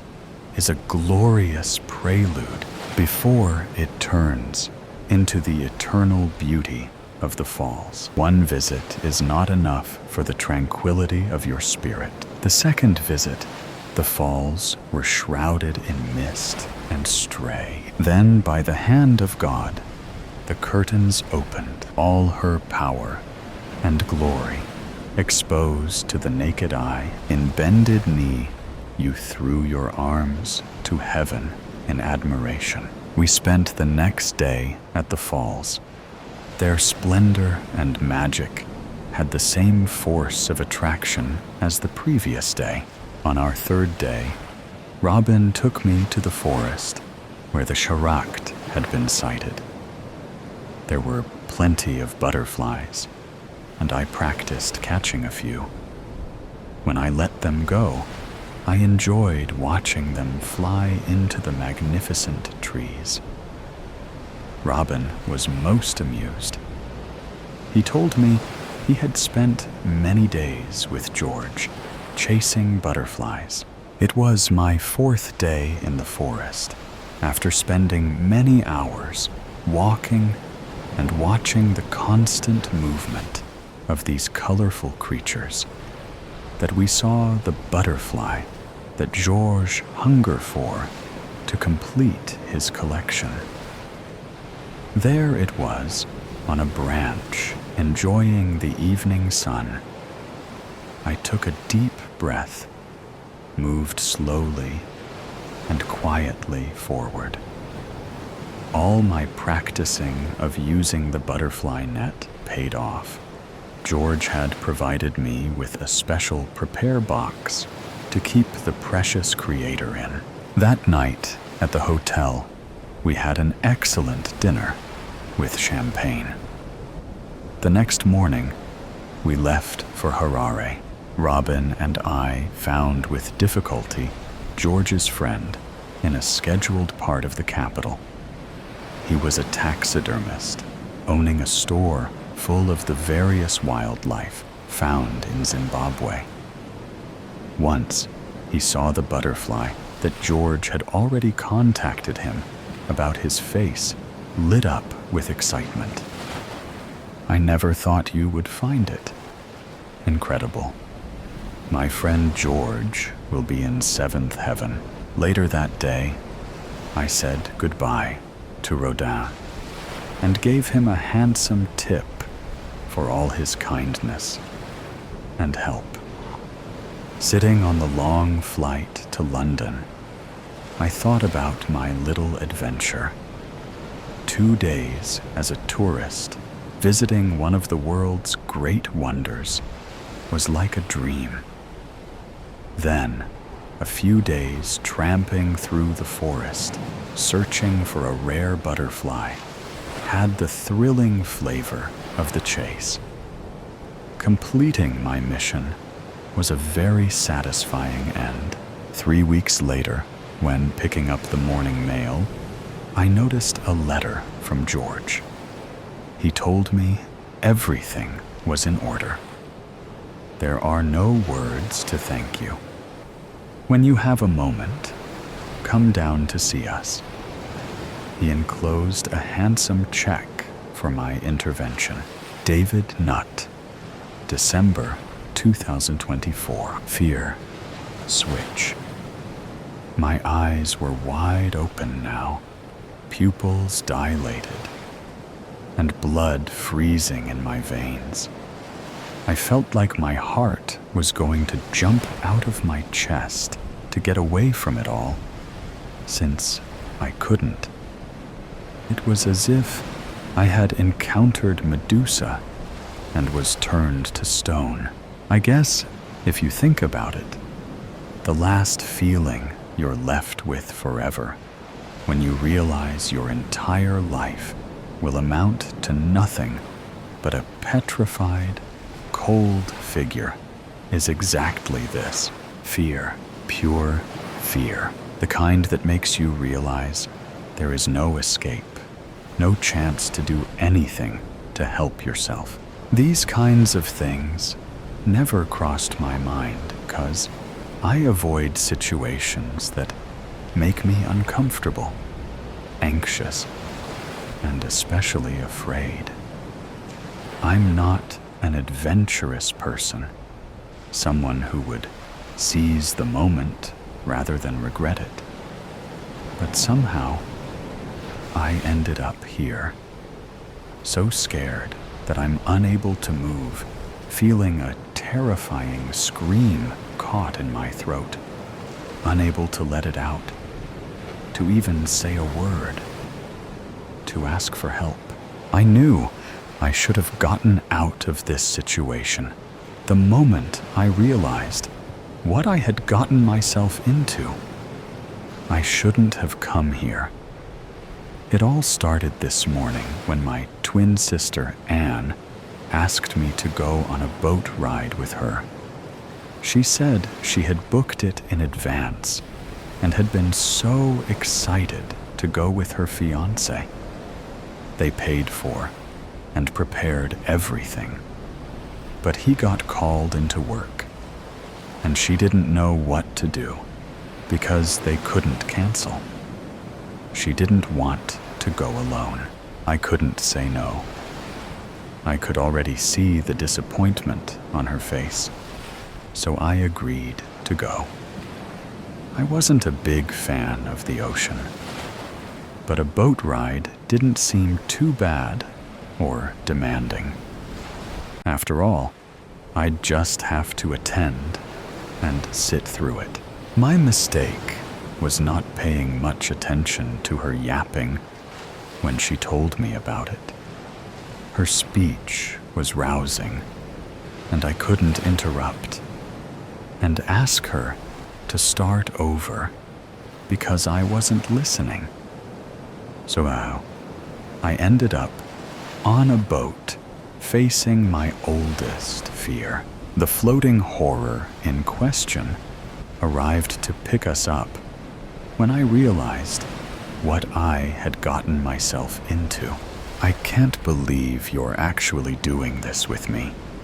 I mean, coral reef scuba diving is something anyone would love, but at such a depth. I thought you had some sort of sea phobia, Anne said. My heart started racing, and I sat down for a moment. I tried to breathe and control my distress, denying my thalassophobia, badly remembered by my sister, after she nagged me about our childhood and how she knew I told her something similar. I finally convinced her to stop searching for my deepest fears. Unlike Anne, I never forgot how everyone laughed at me when I confided in them. I couldn't bear being mocked again, especially now when I'd rather drown than do this. I had to get out of this boat, out of this situation. My palms were sweating, and I could hear my pulse in my ears. Boat engine starts. Oh no! Nope! No way. This can't be happening, I thought, worst case scenarios flooding my mind. I felt like living all of them, from the overthinking that made my body tense and weak in sudden shifts. I think I'm going to be sick. I feel dizzy. I can't do this. I hated feeling this way, trapped between pessimism and irrational fear. Usually, I use overthinking to my advantage, avoiding anything that would inconvenience me, not to help me escape a real threat or possible deadly situation after filtering it through my thinking. What am I doing? What will I do? I am losing precious time in which I could have found an excuse to turn this boat around. My mind can't work under this pressure, and my body sure isn't very helpful. What's wrong? You seem kind of pale. I hope you're still up for this. I'm so excited to do this with you, Anne. I couldn't let her down. Not when she had that spark in her eyes, a spark I hadn't seen since we were kids. She looked like a 5-year-old on Christmas morning, and maybe I was just being paranoid.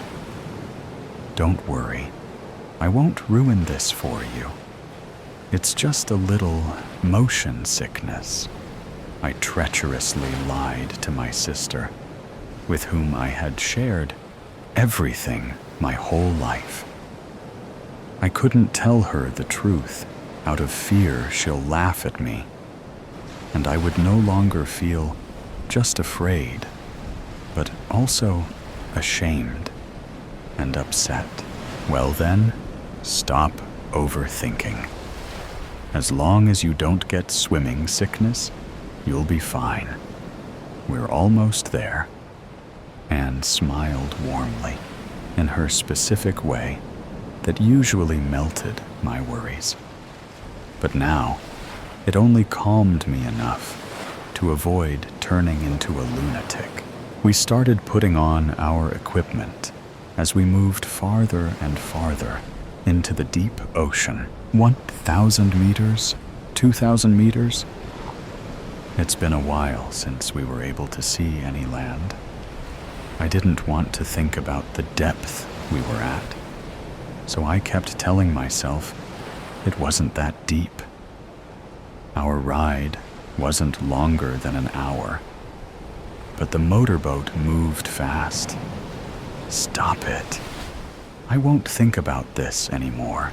Meanwhile, my sister explained the use of everything in our gear and the emergency action plan that we shouldn't get in much detail with because it's just a precaution, as she learned in her training. I would describe it to you, but my mind got blank, and I can't remember a word she said. Sometimes I'm having a hard time paying attention when something else is bothering me, so my thoughts spiraled elsewhere. It was time to enter the water in order to be done and on our way by sunset. Anne dove in head first, waiting for me. I entered slowly from the edge. I think by this time it was clear I wasn't thrilled to do this, so she waited to make sure I'd actually follow her. I wasn't afraid of water or swimming, and the ocean was calm today. If the waves had matched my anxiety, I wouldn't have come this far. I closed my eyes and submerged myself. The world around me and all my worries vanished briefly. I felt weightless and my mind cleared. But the quiet was deafening, and it would soon turn eerie. Once I got used to the feeling, I opened my eyes and my stomach tightened. I felt so small and exposed. All I could see was water, shades of blue forming a bottomless void, darker and darker when you dared to venture below. My sister was having a blast. Her eyes were wide and curious, and her smile kept widening. She pulled my hand to go deeper. I didn't like that idea, but losing myself in this place, with no landmarks to help me navigate for sure, wasn't better. We swam, and I focused on inhaling and exhaling slowly to calm myself, counting every breath rather than the minutes I still had to endure this. 56, 57, 58. I kept swimming slowly to avoid getting tired. What if I reached exhaustion here and didn't have the strength to return to the surface. Cynical me gets all kinds of ideas, but they aren't important now, since I have bigger things to worry about. I hoped my sister would get bored faster, so we could get out of here. It wasn't long until I saw it. At first, I thought we'd been down here for hours, and the sky had darkened with nightfall. But I knew I was wrong, because a few moments later, the lighting changed again. I could see the warm daylight filtering through the surface, like it does through tree branches. 120, 121, 122. Anne noticed it too, and looked up. But the surroundings above us didn't seem to have changed. The second time it happened, it was more sudden and got even darker than before. But like the first time, it faded before our eyes could adjust. I started to worry because I realized faster than Anne what was happening. My body was overcome with fatigue, and I was distressed. You could see the unsettling look on my face as I glanced at my sister, too afraid to check the surroundings. Unlike me, Anne let her reflexes kick in and looked up and down to figure things out. She wasn't agitated or scared. She just lost the charming smile she'd had moments ago and now looked serious. I wanted to curl up and hide. My heart pounded in my chest, so I started to slowly close my eyes, trying to disappear for a second. Just then, my sister grabbed my hand. She managed to pull me just a bit closer, and when I opened my eyes, I saw it. 134, 135, 136, 137. We were both stunned, and it felt like the whole world stopped. I tried to keep breathing, but it felt as though this place and I were frozen in time. It was right in front of us, and I could only see a small part of it, yet it was massive. I couldn't comprehend the size difference in that moment. Its big eye was staring at us, cold and emotionless. This is how my nightmares always began. I would see it and try to swim away, but never managed to escape before waking up. It would catch me and swallow me whole. But in my mind, I imagined the stories you are told as a kid, or the ones you see in movies. This was entirely different. Facing a gigantic whale, feeling it look through your fears, not knowing what to do, or if you'll live to see tomorrow. 149, 150, 151.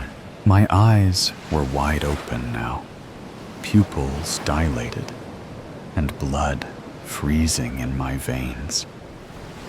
I felt like my heart was going to jump out of my chest to get away from it all. Since I couldn't, I didn't know what to do.